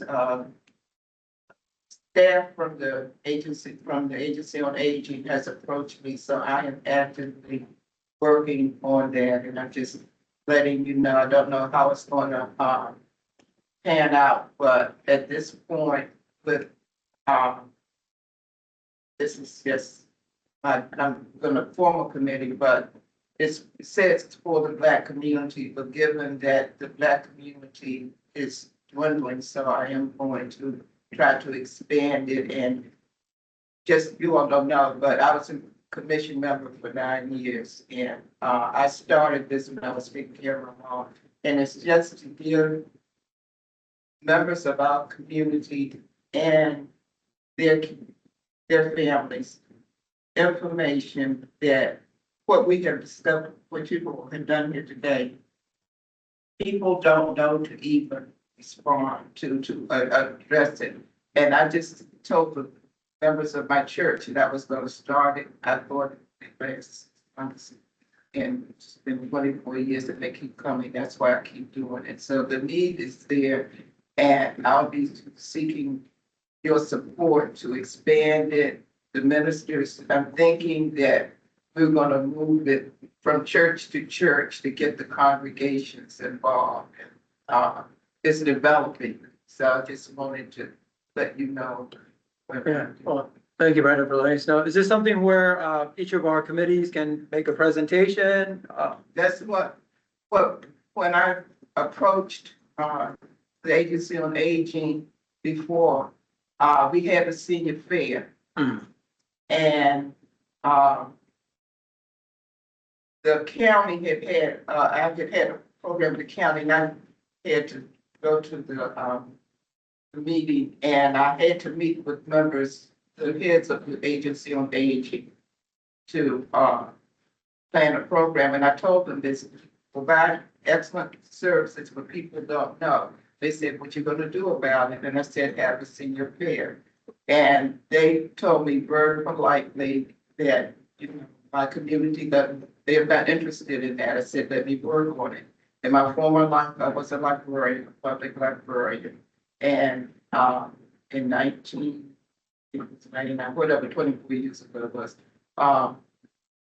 we had a senior fair on a rainy Saturday morning in Arlington. And we had 150 seniors, at least 150 seniors at no max. I've got a committee from the churches. Peggy and I finished high school together. Well, we through, that's another story. That's how I got here. It lasted in. So I went to Lakeville, she went to the, yeah. But I just wanted to let you know that I'm doing this, it's developing. I don't have a game plan. Is Laverne Langhorne on? No. Okay, Laverne Langhorne is a member of Macedonia Baptist Church, and it was her minister that approached to do it. So it's come to me, and I'm doing what I can, and that's why I'm here today, because I don't know, but I'm gonna try to get members of each church. I'm working with the Black Ministers Association, but I'm not limiting it by any means. It's Linda that was here today. Our churches are sister churches, so I'm sure that St. Michael's will be a part of it, and preferably because people don't know what they don't know. Right. And I've said this, the 24 years that I've been doing this, but the missing link is that we need to, what I have learned from this 24 years is that we need to work with the PTAs, because they are the sandwich generations. They have the children and they have the parents. This is the federal government. People come here to work, and there's an Agency on Aging in every zip code of the country, and they don't know. And I speak from experience here, because I started out, people didn't want to be old or whatever, but 5 families that had relatives in other parts of the country in my church in these years, it has just taken on. The fact that we are meeting 24 years monthly just to find out, the list of the programs that people, the Agency on Aging programs. We had that represented at the senior fair, and we evaluated it, said how you eat it out one bite at a time. Each one of those programs is a presentation that I have to give once a month. And it speaks for itself, so I'm putting it out there, this is a missing link that we need to, but I'm going to be starting with the Black Ministers Association and St. Michael's. I know because we are sister churches and whatever helpful, you know, wherever you Thank you. feel the need. I just cannot not come here today and talk this. Well, thank you so much for putting that on our radar, Brenda. And however you want to approach us, either through Dustin and Rachel, or through any of us, or through your old friend, or because I'm personally would be interested in Well, I come forward. contributing, but I think a lot of people would be, yeah. So it's developing. I've never done this before, and it's long.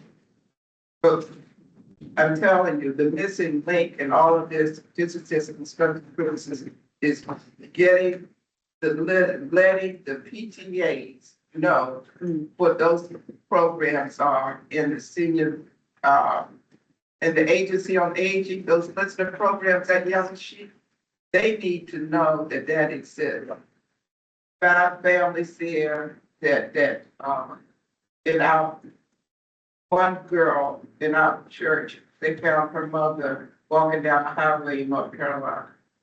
And she had ignored her senior ministry, but she called me, and just based on the support that she got from that one of the elder care locator knowledge, she started supporting monetarily and everything the senior ministry. She didn't know to even seek it out. Yes, there's definitely a need, and yeah, we look forward to hearing more about it. So thank you so much. Thanks, All right, any other announcements?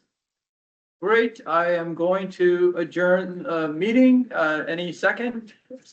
Second. All right, meeting adjourned. Thank you so much, and see you on the 23rd. See you on the 23rd. Take care. Yes. You in the middle of something?